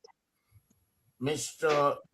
Wright, I want the funding will, excuse me, my question. The funding will come from the United Nations. No, yes, The funding will come from the United Nations. Oh, is that our hope? Remember, the United Nations itself is actually breaking down because President Trump is practically removing America from the UN and is not paying their dues. So the United Nations itself is having a lot of internal problems right now, including personnel, equipment, assets, etc. So I think we'll have to try to see how we can fund ourselves and make education a priority for us. That's where our problem lies. It has to be a priority instead of big costs. Okay. Okay. Mr. Nubo, hold 1 second, please. Hold 1 second. Sekou, are you there? Why? Sekou. Okay. Okay. Madam I want to maybe Mr. Nubo, I'll come to you. I just want to clarification. Yeah, just please. Okay. Madam Gibson. Yeah. Mr. Nubo, one question, please. This one. Madam Gibson, we have 5 minutes left on the program. Can you spare us another 10 minutes? Sure. Okay, great. Okay, good. Mr. Nubo, go ahead. Okay. But if you ask question, I will add one more question because I have only 2 questions. Yeah. So let her give her comment. Yeah. I get one more question. Yeah. Mr. Smith. I get one more question. Yeah. I want a 15-second clarification. Give my 15 clarification too. 10 minutes response. Let me even ask 2 more questions each. Okay. Okay. Okay. Okay. That would be good. All right. Now, our guest talk about her lineage with King Peter, true Vai tribe, Mm-hmm. and I don't see any research, any documentation that Mm-hmm. said King Peter was Vai. Really? What I learned is King Peter was Bassa. So please, that your family, There are two King Peters, I'm sure you know. which You know King there are two King Peters. There's the five King Peter who I'm the talking. name Okay, King okay. Peter, but his name was Somotomo, as you well know. I'm Whereas talking the other King Peter, you had the other King Peter is the one you're talking about. That was Bassel.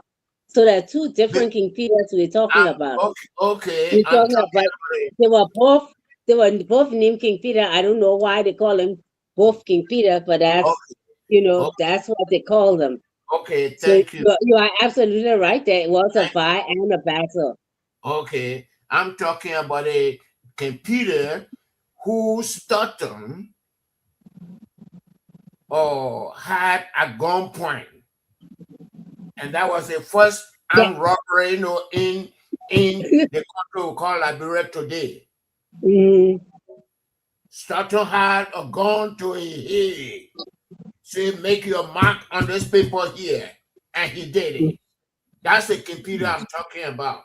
But I don't know about the other computer you're talking about. Thank you.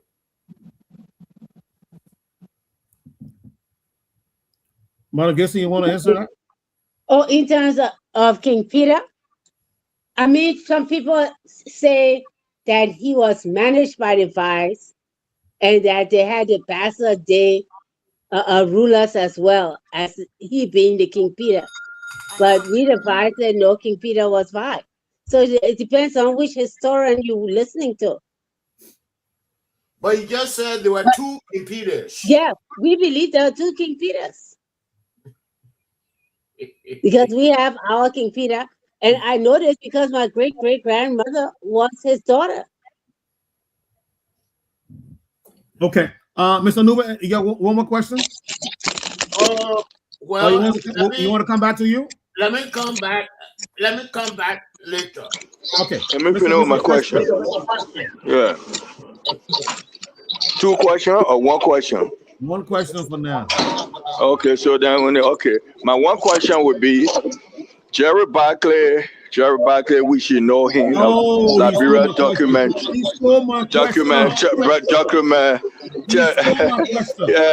Filmmaker would be displaying a film in Liberia in April.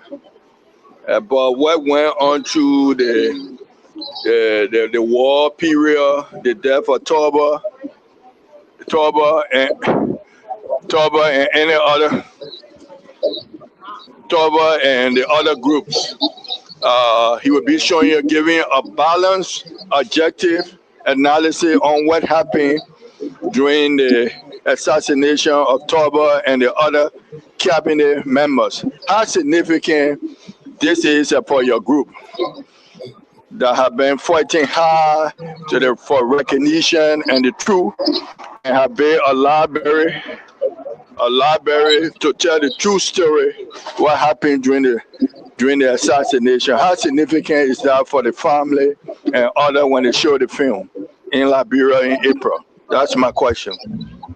I don't know because I haven't seen the film. I haven't seen the film to be able to critique it.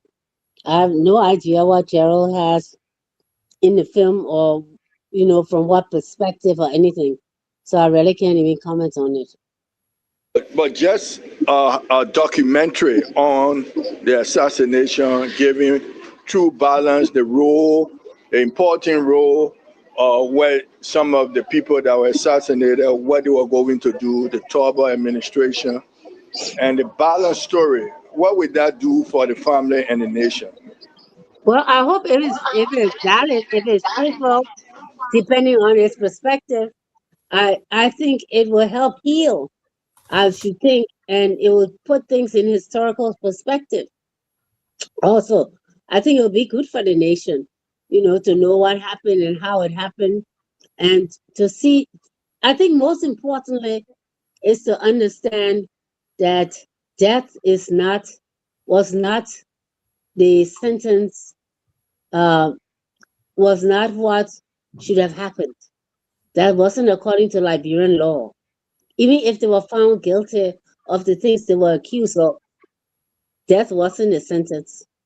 And it should have gone according to the law. Of course, we didn't do that. But I think for future generations, they should look at those kinds of things and see where we went wrong as a country, where we went wrong as a people, and see it doesn't happen again. That nobody is oppressed in the country the way the majority of the people felt. That nobody should get to the point where they have to overthrow the government by force versus by some mediation or stopping things before it get that far, or people intervening and understand that country is the country, and don't wait for government. You are government. You are government. Take a stand, get up, say this is wrong, speak up. So I think it's important, and I think it's important if people understand in that context that it's necessary for us to be patriotic, save Liberia. Madam Gibson, you gone. It's like your voice, it's like you're far from the phone again. So there you go. Good. Sorry. No, can you do what you did not just a minute ago? Oh, just to say There that you go. I think it's very important that Liberians understand that we are the government. That when things start going awry, that we speak up, that we bring to the government's attention. We the people are not happy with this. I think maybe mute yourself too. It has to stop. We have to learn to speak up and stand for what we believe in. We shouldn't have to reach the point where we have to kill people to gain attention. That's all I'm saying. Madam Gibson, I think you're far from the phone and you're coming in. Can you hear me now? A little more. Try it. Wow. Very close to the phone. There you go. Right there. If we can keep it just like that, it'll be good. So great. Yeah, there you go. Here is my question to you. And it's an offshoot of the question the veteran Smith just asked you. Mm-hmm. So we have Mr. Gerald Bartlett on the show, and he was kind enough to give us a viewing pleasure of the show and of the documentary. He show us the trailer of it, and so I want to take you into it, and then maybe you can and I'll ask my question and you can answer to it. So he talked about the execution of the former officials at the BTC, and then he talked about Talbot, what Talbot was doing policy-wise, and the horrendous act that was committed on that day, and they named some other actors in the trailer. And here's where my question is going to come off. In that trailer of the film trailer, the only people he had there, Madam Gibson, were people who either knew Mr. President Talbot personally or have worked with President Talbot. And because he was giving he was telling a story as to how that unfortunate event happened. No death is celebrated. The execution at the BTC and the overthrow of the president. I thought that, I know Mr. Smith said it was balanced, but it's not balanced. And here's why. Like I said, the only people that were in that film that he showed were those that either worked with President Talbot or that are associated with President Talbot. It's former officials, and his nephew, Richard He Tubman. didn't have any PRC. There was nobody else there. Nobody from Any Moja. soldiers. Nobody. Moja. Sawyer No wasn't Moja, there. no PA, no President Sawyer wasn't progressive. there. Nobody in it. Tipote. Tipote not there. Kala not there. All the people that are alive, none of them were there. I say I haven't seen it. Yeah, so asking, I said, Mr. Barkley, are you thinking of the fact that people may think you are trying to whitewash, all of the history that happened before the execution at the BTC? And he said he really didn't care. He was just trying to tell a story that that he felt I needed to be told. So I'm giving you insight on it. That was what he said. And you said you named the I think April 22nd group. Are you part of that group? Yes. Okay, now I've given you the insight of it. How would the April 22nd group approach such a film? Like I said, I haven't seen it. You're telling me they didn't show the other side. What if people felt was the justification for it? I would have loved to have had a balanced view of it, to know what to just have, listen to the people who felt it was justified, as well as the people who felt that it was not, and let the audience draw its own conclusion. So, but then I'm not the April 22nd group. I'm just one member. Okay, yeah, all right. I think that's a balanced approach. Mr. Nubo, if you have one more question each for you and the veteran Smith, then we'll ask the guests to give a parting comment, and then we'll call it a night. So if you do, Mr. Nubo. Mr. Nubo, a comment or a question? You're muted, sir. Okay, One more question. all right. I mean, you were not around. I was not around. But in Maryland, we had Epiphany Hall. And then it turned to Cottonton College. And the American Liberian government or the Congo people, these are names that they give themselves now to feel superior. They decided to go and burn all the books that were written in Grebo language. What? At the college. Which college? Let me learn. Uh-huh. The only place you can find those books is a theological seminary in Virginia or the University of Virginia.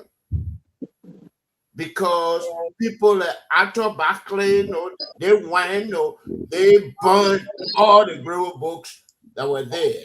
All the books that were written in Grebo. Wow. And what do you think about that? And what were the Angie Brooks Randall do to bring those books from the seminary and from University of Virginia back to Maryland County? Thank you. Well, I'll tell you the truth. I'm also partly from Maryland County, the Tuckers. I'm sure you heard of Eliza Tucker Tutman. We're from Maryland as well. The Tucker Party, John Payne Tucker Aspect, my grandfather was from Maryland County. I find it horrendous. I don't believe in burning books. There's knowledge, oh God, it's so apparent to me. I don't care what language it's in. To burn books is as bad as committing murder. But yeah, I thoroughly agree with you. It's a terrible thing to do. It's a terrible thing. It should never have happened. Thank God someone has it. But what we will do, what Angie Brooks is going to do, is inform the president of the University of Liberia and let her try through with the University of Virginia, try and get those books here, or have copies made to be brought into Liberia. There's so many things we've been ripped off. Even our museum is in a terrible state. And that's one of the things the April 22nd group looking at as well, see how we can help restore it because it's really not being upkept properly. So that, I mean, it's a lot of work in this country, a lot of basic work. But I agree with you. It's a horrible thing. It should never have happened. Never. Thank you. And we have a university in Harper called Tuckmore University. Yes, I've been there. So let Capes go to Tuckmore University too. Yeah. And I trust you. No, I feel that I know you will go after it. And I appreciate your comment. Thank you, ma'am. Thank you. Yeah, my All last right. question. My Yeah, last go ahead. question. My question, you have been working very hard in Africa, and we're looking at security in Africa, alliances in Africa. And in Liberia said recently, we're dealing with security too, where one group want to take over security, and a lot of question now on national security. What do you think national security means to you on the West African continent, ECOWAS, and beyond Africa? And what do you know that you can share with us when it comes to national security? Mm, that's a difficult one. I don't know. What incident you talking about? One group? Are you talking about the incident lately that we had with the Fulanis wanting Yes, to have their own? yes, yes, Okay, okay. yes. I understand that that has already been stopped, of course, by the Minister of Justice. That you simply cannot have an armed group, military group in the country doing things like that because it puts the entire country at risk. As you well know, I don't have to explain that. You all well know you cannot have people splinter group into tribal or ethnic divisions having their own armed groups to protect them. That's what our police and military is supposed to do. Um, so I definitely am in agreement with that. I'm happy to see that the army is about to bring more women into the military, and I hope we'll see some changes in how women are treated in the military as well. So we're looking forward to that happening. I think our peace and security with our neighbors is very, very important. However, you know, we have one of the most, not one, several of the most porous borders in the world. Are you all aware there are 53 ways to enter Liberia from Sierra Leone alone? I'm telling you, I didn't know this until I was working on the Ebola task force. And I was trying to find out how our borders could be closed between Liberia, Sierra Leone, Guinea, etc. And found out there were 53 ways to enter Liberia from Sierra Leone alone. So people looking at that border, that little border post we got there, and thinking that it is something they have to pass through. That's not what happens. We're infiltrated all over the place. So our neighbors is very important that we continue to have you know, some collaboration and friendly ties with them because they can easily come into our country and out. Our borders are too porous. We really are not paying that much attention to them. And then you now have the whole ECOWAS region.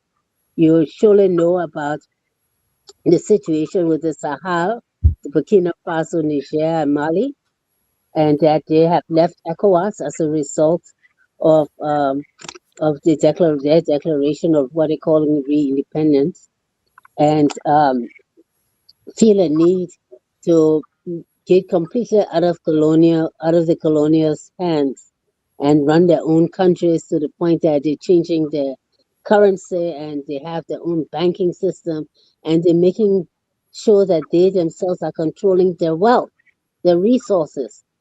So and they are determining how and where it will happen. And so I think that is also important that we in the rest of West Africa look at that model and see there are some best practices there.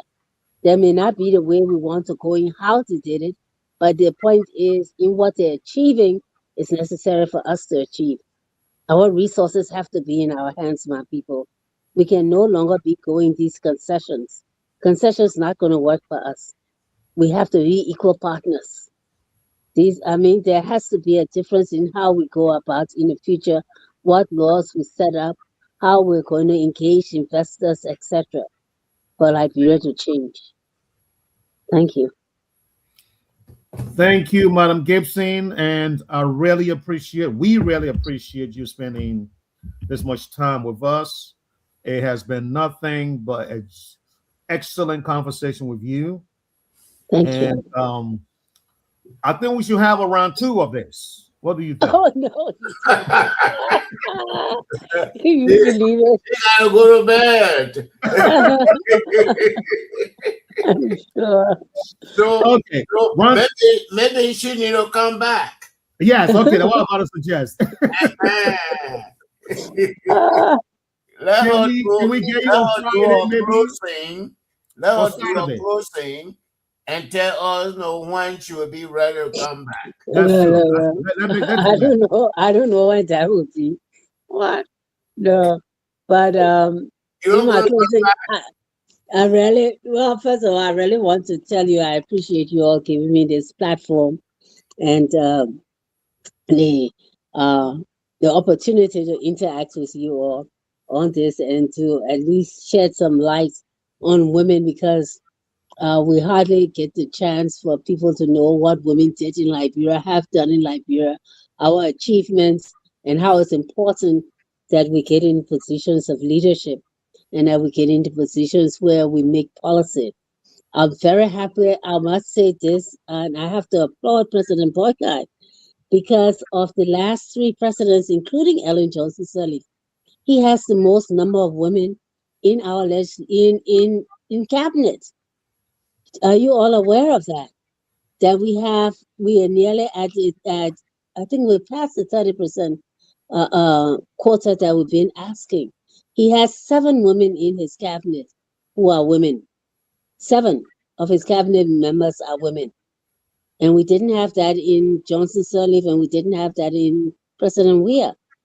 Okay? So he, I think, is making strides where others have not. Then there are a lot of deputy ministers and things who are women. However, we still have this horrible situation in our legislature with only 11 out of 103. And we have to do better in the next election. So we hope with the work that we're doing now and the other women organizations, and believe me, there are the Women Political Caucus. There are lots of other organizations doing great work. And with all our help, we hope to see at least a 50% increase in the women in the legislature. We have to do it. And we hope that you all will support them, because these, women will think first of the country. They will think first of their children and their grandchildren. I know you guys normally think first of your girlfriends and wives, but we think first of our children and grandchildren and what opportunities we have there. And why is this show only men? Where are the women? So No, that's my first question to you panelists. No, Claudia was here and she left. Yeah, I see. Yeah. And of all the women in Liberia that we have, you couldn't get another woman? I find that inexcusable. Absolutely inexcusable.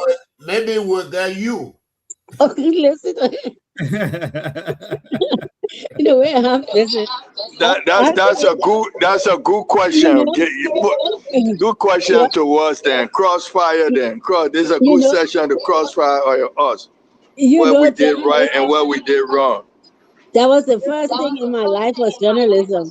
I had my own, I was the anchor on TV and radio in this country. So I had my own show and everything. But I really think you should have some women on the program. as well. Mm. So yeah, please work towards that. Mute yourself. But We, thank we you do. again So, for having me. so, how will you compare your profession in the past with us today? Are we living up to your standard where you did before us?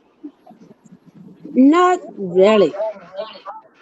I found that lots of rogue journalists who are giving journalists a bad name, that they don't do research. We had to do a lot of research before I had, just like you are doing here, and I was happy to see that you had done your research.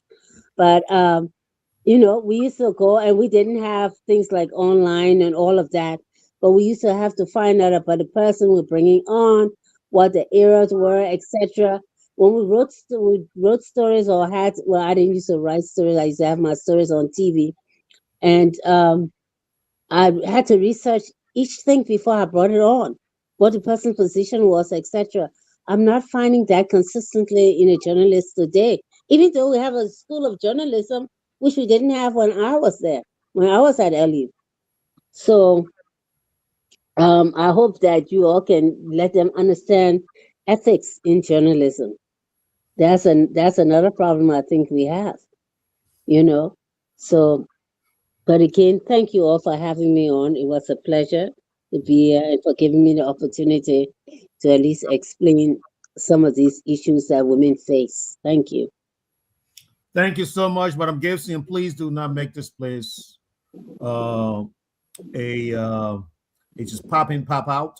I hear you. We look forward to having you again whenever you have the time to be with us. Okay. Thank you ever so much for being here. Thank you. All right. Good night. Maybe a week from now, Listen to you. she will be back in a lion den a week from now. You wish. You wish. Oh, Lord. Okay. Thank you very much, madam. All right. Good night. All right.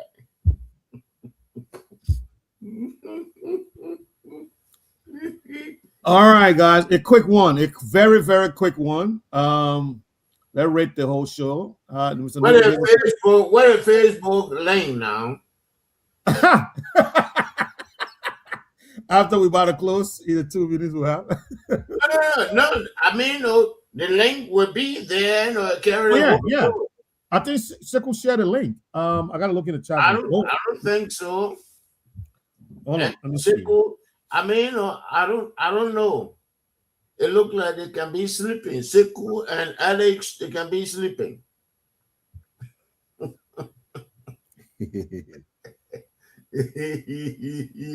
Anyway, Stay on the show for a while. Anyway. If I'm talking something, be on the internet. Okay. Please. Mute yourself, Alex. So you lead allegation against me, so I just have to explain. Yes. Yeah. I don't know who the main boss. I don't know, like you or Sekou, no. but they blame on both. So for now, the co-host is main boss on the whole show. Co-host. Yeah, he's a main boss. No. We have to have a serious conference. When our co-host, maybe will be fired. We have to have a serious discussion. Okay, what's your evaluation, Mr. Numa? Let's evaluate the show. Well, I feel that we had a softball, no questions coming from Veteran Smith. I mean, as usual, those were the questions coming from him. And she tried to dodge some issues. She could not answer them. And the statistics I told her about, I hope she will provide that by tomorrow. In Maryland County, How many people you train? Grand Gate, or Bone County, or Cape Mount, and Basel. Those are my counties. I'm leaving Monserrato out. I hope she will provide that information tomorrow. They are not training anybody. And she is part of the Angie Brooks Randall Foundation, and she does not know what Angie Brooks Randall stood for. Did she say anything about FGM? Did she say anything about the exploitation of the native people?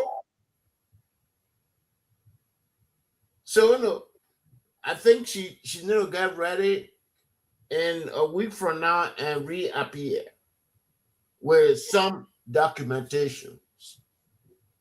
So no, maybe out of a scale of 10, I'll give her 5.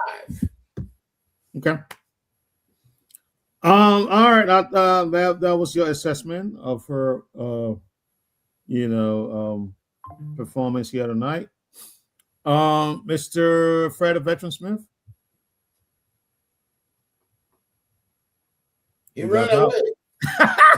Okay. Alex, what is your assessment? Veteran Smith ran away. He's coming back there. She did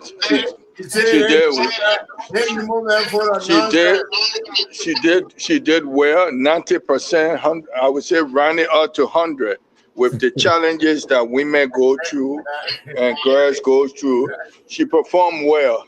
I think what Mr. Numo don't understand, and most of our guests when they come on, he won't be tough. But it's one thing to be tough in your question, but it's another thing to know where the guest is coming from. The woman already told you they work with groups all around Liberia. And she told you set the foundation that because monetary wise, they don't have grouping also. That means she work with organization, women organization all around. Now, what your question could have been, the veteran will tell you how you should have asked question. What your question should have been mean that the different organization around, what kind of services you provide for them. And then you open the person or to share, then you can question. That's how you do those type of questioning, Mr. Veteran. Veteran had not been in the trenches. I've been in the trenches. The veteran have been passing it's my time to analyze the show. You interfering with me. You interfering with me now. You're my analysis now. You finish with your own. Let me get my own. Hey. So the guests did well. The guy performed well. I think she provided. I would say 90%. She provided for us. The only 5 or 10% is to answer your last question. She might get statistics, and she says she will provide it for you just to make you certified. But the information we're looking for tonight on tonight's show, she performed well. She did well for her organization. But she stated the funding part is difficult for not only for her organization, for women and for political organization, the funding is difficult. And that's where we all need to work. When we support women, we support them financially. We just put them out there. I think if anything we learned tonight is that women are strong, they are capable, they are smart. And if you put them in front and was for support, and then women are, and one of the questions we never asked, and which she answered it in a way, if women come together collectively, they can do anything, win any election because the population is up. But then why sometimes they are divided? I know you try to ask it, but women can come together when they want to come together. but they can be divided when they want to be divided, depending on political party, be depending on other issue. And I like the way she answered that question. Okay. So yeah. Thank you, Veteran Smith. Mr. Wulu, what's your analysis?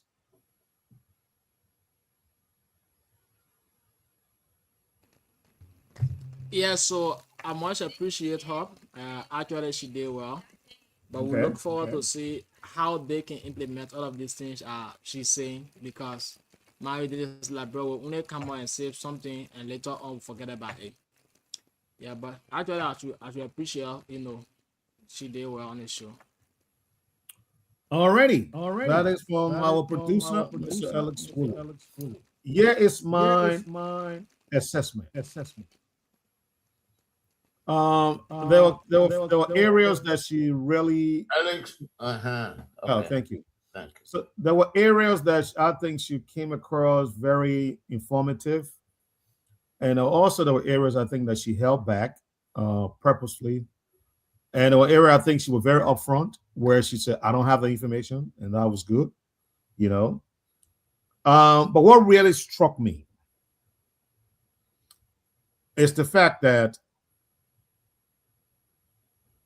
she couldn't give us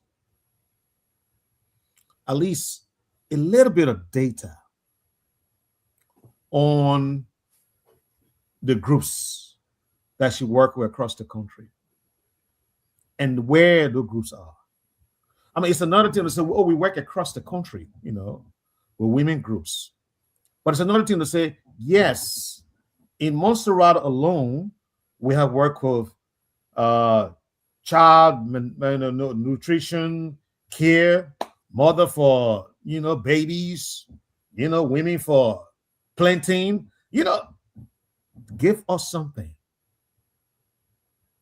And then in Grand Cayman, Magibi, Bombing, this area we work with XXXX, and something of that. She cannot say she don't know that kind of information. It's not possible. It's not possible. And for me, that's what really struck me. But she could tell us, Mr. Numo, that they are working in Nigeria, that they are working in Rwanda, that they are working in the Gambia, in Zambia. I mean, she went on outside of the country. You got more information of your organization outside of your country than you have in your country. And for me, that was a shocker. You are supposed to be the one, you are the head of the organization. But you can't tell us, you can't give a name of the organization. First of all, do you have the question? Do you have offices in the counties? No, we don't. Okay. Are you working with groups across the country? Yes, but who are these groups? I don't have the information. Huh? Okay. Do you know that girls? The percentage of girl out of school is about 32%. Do you know that? No, I don't know it. And all of these things, they raise a lot of questions. But overall, I think she was, with you, I think I'll give her 6. I'll give her 6. Just the fact that, she was upfront, she was truthful, and she had a reconciliatory tone tonight. I don't know if you noticed that, Maybe but on how you call it, Step Podium, she came across very combative, a couple of times. I said, Mr. Numbo is here. She knows that Mr. Numbo does not eat crab with shame. Okay. Yeah, I mean, the first time she appeared, she said, I am a Conga woman, and at the end she broke, we're going to make sure that what happened on April 22nd never goes away. I'm like, what? And that, the trouble in the country happened for 1980. I'm like, hold on, man, hold on. Which history are we reading? You know what I mean? But tonight she came in, it was a complete different story. So I held back myself because I said, okay, well, she came with to be a reconciler, and we'll pick it up from there from that way. Okay, you give her 6. What did Alex give her? What grade? I give her 5. You give her 6. Alex, Veteran Smith give her 9. I give her 8. 8. Okay. Yeah. Okay. So he gave her 8. So I think we can agree that it's a balanced performance, and I will hope to get her back here. She was a very good guest tonight, and the show was great. She was very patient and very calm and answered the questions, as they came to her. And that is what you want from your guests, very informative, calm, and collected. And she did all of that tonight. And you didn't include Sekou. Sekou asked 4 or 5 questions. It was very good how she answered it. So we look at overall, when the Mr. Nuba question was not in place. When I mean not in place, there's a way to ask the question. You get the best other the person. And if you ask a question that is so broad, that the question is so broad, when your question is so broad and attacking the person who is supposed to provide question, then you also defeat your question. Okay, because if you come in a way and asking in another way, you will get that person to come forefront in asking your question. So you need to go to the veteran school or asking question, and you'll see a lot of your tough questions will be answered. But there is a way to ask it to get the best out of that person. But you're very good. You're very good in your narrative. The only problem the veteran say you need to work out how to ask questions. And if both work together, you will be the best. I can tell you now. If you work with me, if you work with a veteran, I will help you with that. I do not believe in euphemism. And anybody that comes here, and you have been passing for years as a Congo person. All right, let me mute you, Mr. Smith, because I'm hearing Mr. Smith, because in the background. Okay. Mr. Smith have been passing as a Congo person for years, tens of years, centuries, and he come here want to tell me George Numa from the perspective, want to tell George Numa how to ask questions, and I mean, he always asks leading questions, and they give the guests the way to explain without any end. And that's what he does. And then he want me to go to his school. Oh no, I can't go to the school.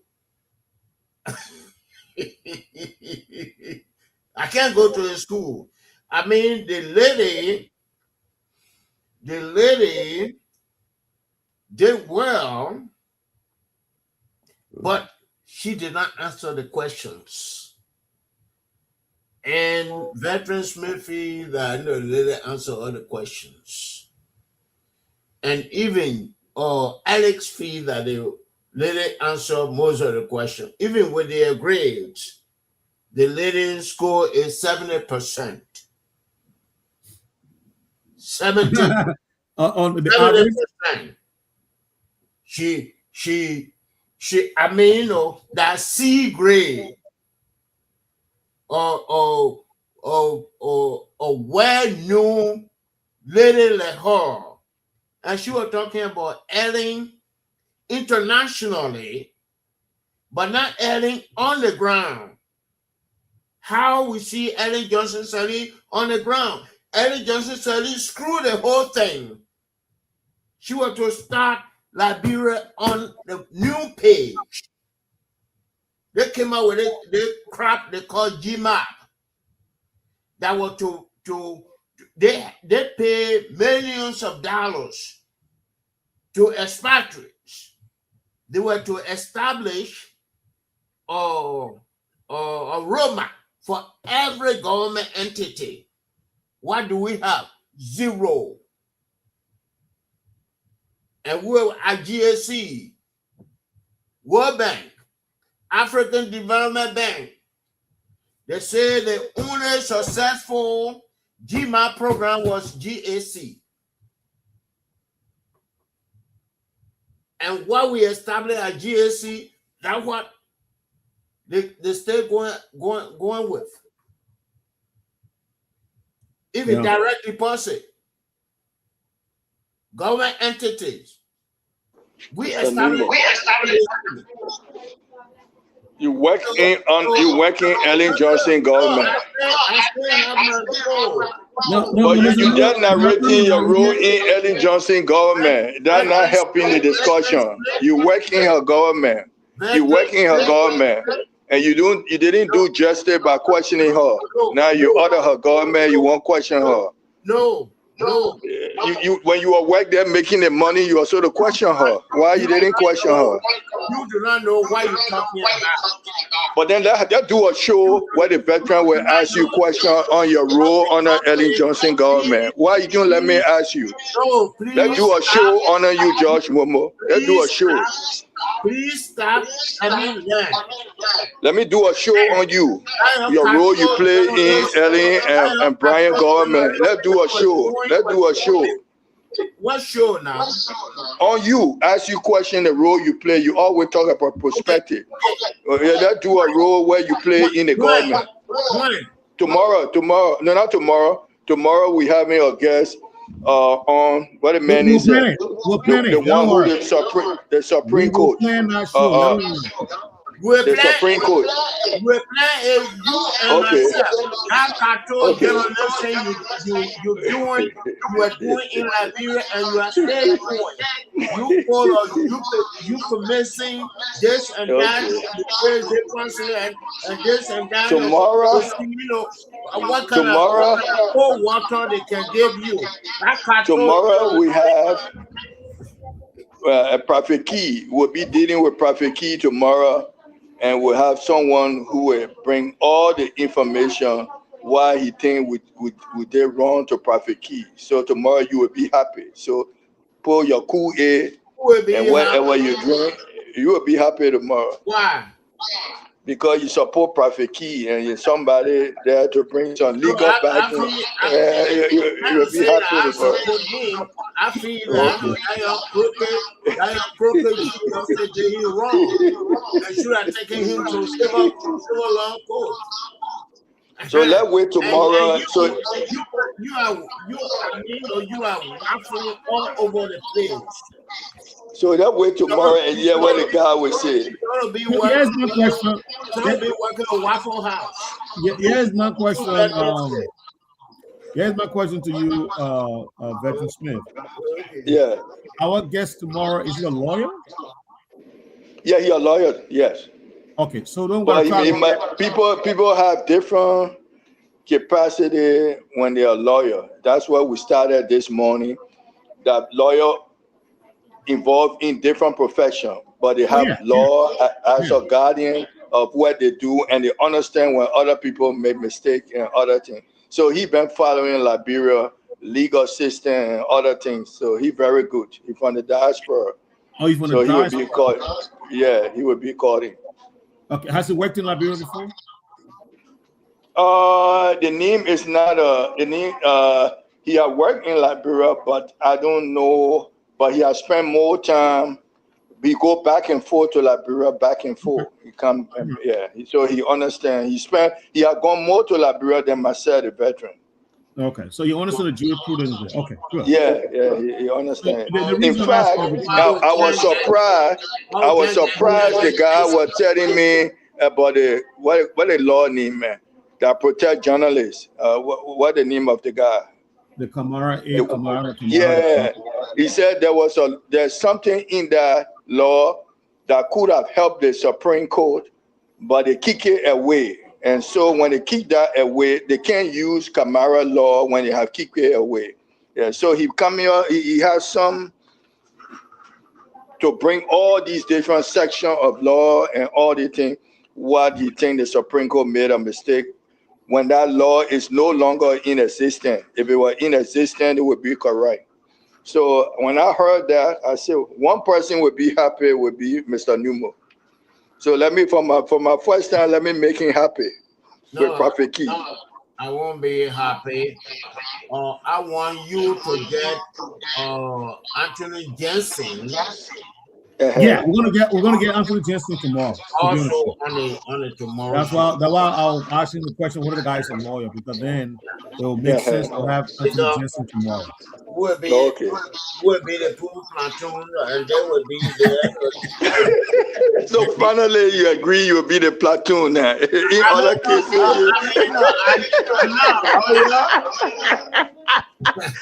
for the first time you have admitted you'll be platoon. The late Captain once wrote, he said, on the economic issue, he was not economist and Turbo was not. And so he said, he was emboldened to attack Turbo. So when lawyers are talking, I will be there. Even though I feel that engineer can be anything. Thank you. And he ran away again. We'll ask the questions tomorrow, because we'll all research the case while he's talking. So we better pull out one or two questions in there. Mm-hmm. Yeah, but I'll tell you one thing though. Sonny tricked me tonight, and I gotta say it, even though it was still on live TV.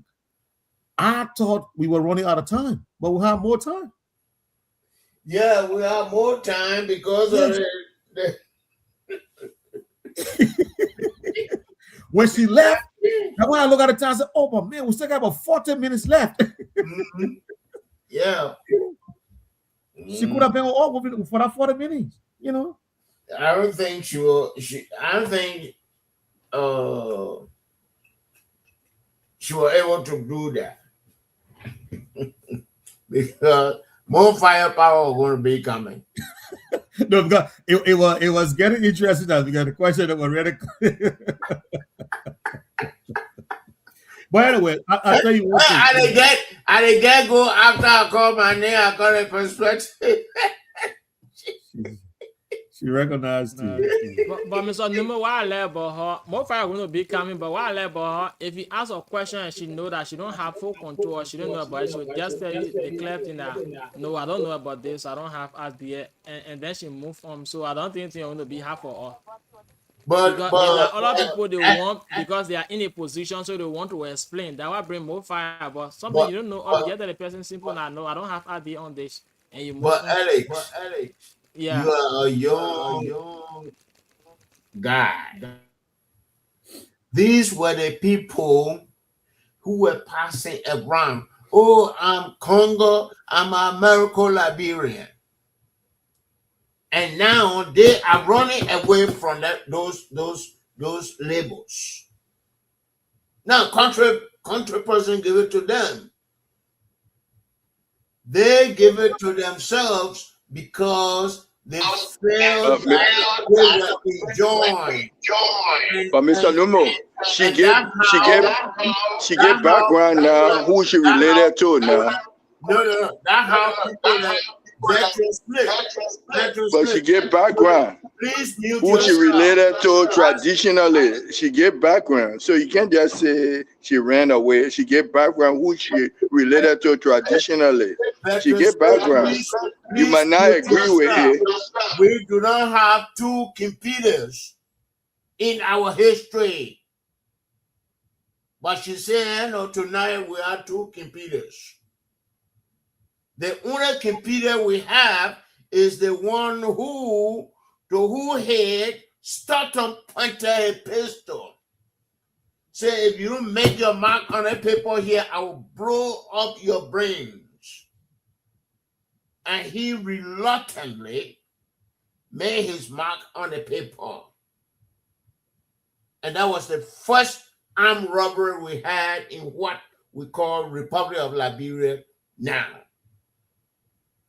But she came, where the other computer come from? Her computer is vile. The computer we know in our history is Basel. So no, she confused the whole thing. She gotta go and prepare for a week. I hope Veteran Smith, you coach her for a week before she reappear here. She's a busy woman. Hopefully she'll get a time to come back. But she seems she traveled a lot. Yeah, she had to make the time. Yeah. So let Veteran Smith come. The man who passing will be Congo man. Bassa man passing for Congo man. Yeah, let him come back. He disappeared. Yeah, I think he busy the back. No, he able to wait.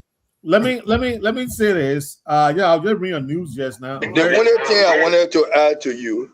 Oh God. You also the question how your traditional root and let her come out and she was giving some part of it. But you tell me how to ask my question. But she gave some. She told you her traditional root. She told you her traditional root. Now for me, you didn't ask me, you're accusing me, I want to be Congo. How can somebody be traditional and want to be Congo? Put that into context now. I say you are passing to be Congo. You heard, Mr. Nubo. Yes. You have heard not once, not even twice, Veteran Smith accusing the Horton family of taking over his family, the community land. No, that land issue. That land issue.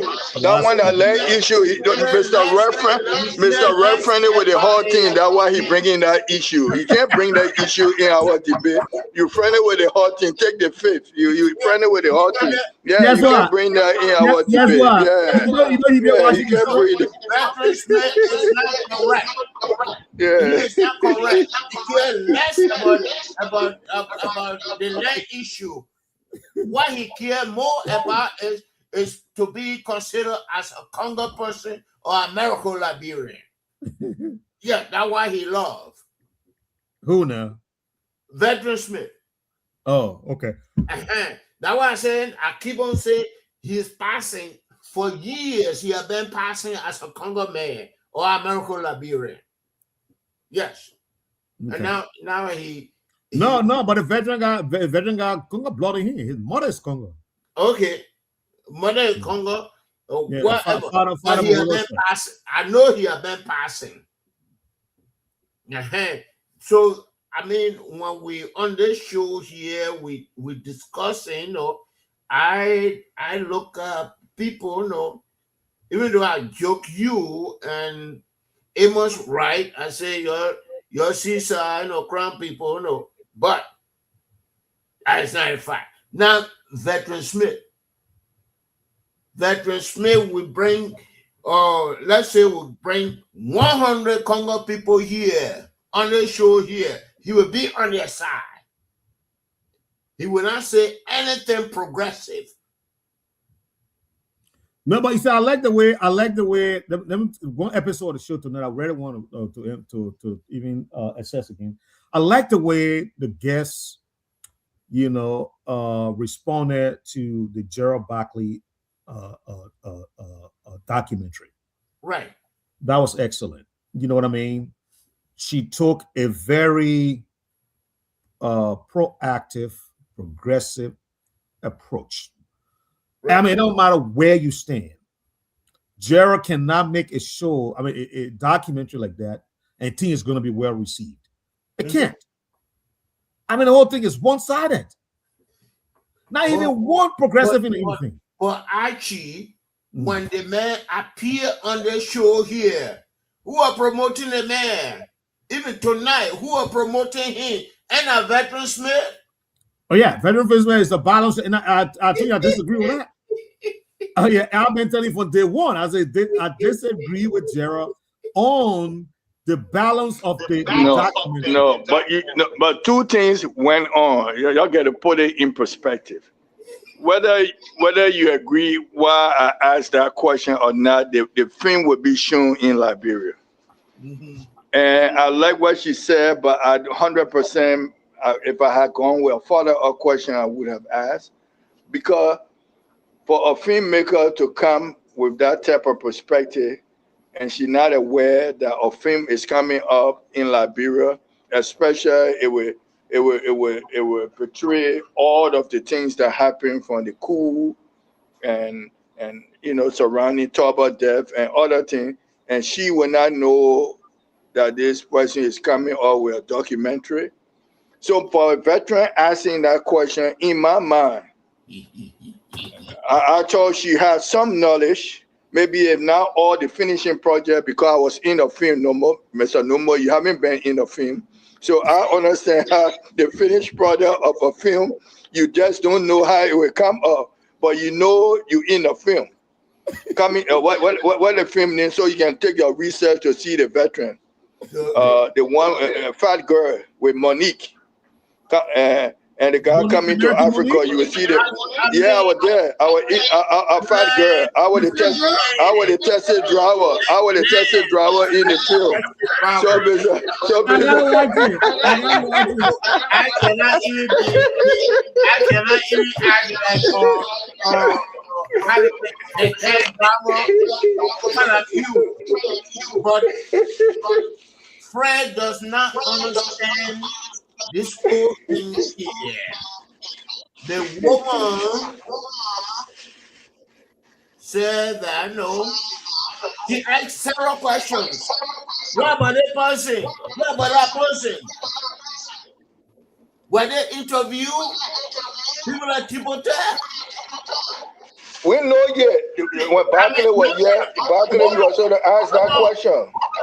Hold on. I want to learn tonight. Yes. Mm-hmm. And who your I don't know general what her name interview. Ellen Johnson. But guess what? To be very frank. Mr. Nemo, your knee came up that you didn't ask. I come in now, I'm talking, Mr. Bach, I want to give you when you interview a guest have a way of giving profile. You want to hear what I'm saying. The woman, when you interview guests have a flashback. How to say your question to them, whether they accept your question or your question was not in place. They have a right to review your question and see where you are coming from. So she, the guest went to Ellen Johnson Sirleaf. I'm talking about tonight now. No, I'm not talking about tonight. The video we're talking about. Went to Ellen Johnson Sirleaf, cover minister. Went to Elwood Dunn, cover minister. And did he go to Bacchus? Sam Bacchus is there. Did he go to Timothée? Did he go to Kankara? Did he go to any progressive person? Hell no, he didn't do it. And then that's the type of video you want to promote here. Hell no. Jordan Moore will not allow that. That's why I say you passing every second to be a Congo man. Arrest my case. All right, gentlemen. It's 1 o'clock in Liberia now. I think we can call it a night. It was a great show. It's 9 o'clock here in the US. We gotta get ready for tomorrow's work. I think it was a beautiful show, and thank you all for showing up. Thank you all, Mr. Wulu, for being on the dial. Thank you, Mr. Nubo, for being on the show. Thank you, Mr. First Smith, for being here. And if you got anything else to say, please say it now, or else hold your peace until we see you tomorrow. Right. All right, guys, that's it. Yeah, good night. Let's run away. Yeah. All right. Yeah, thank you. So I told Abraham because after the live we have to call up and create different link before coming on. So this time Oh, around you have to give us 10 minutes within a time. So meaning that by 9:50 you should call it program and then we'll come out to do the setup quick before 10. Whatever to be able to get a link. No, but we're gonna I use. think we want Mr. Ellis being lenient with him. Hold on. Okay, guys. We're gonna set this apart. Hold on. You're back. All right. So, Mr. Numo, during my asking, what were you saying?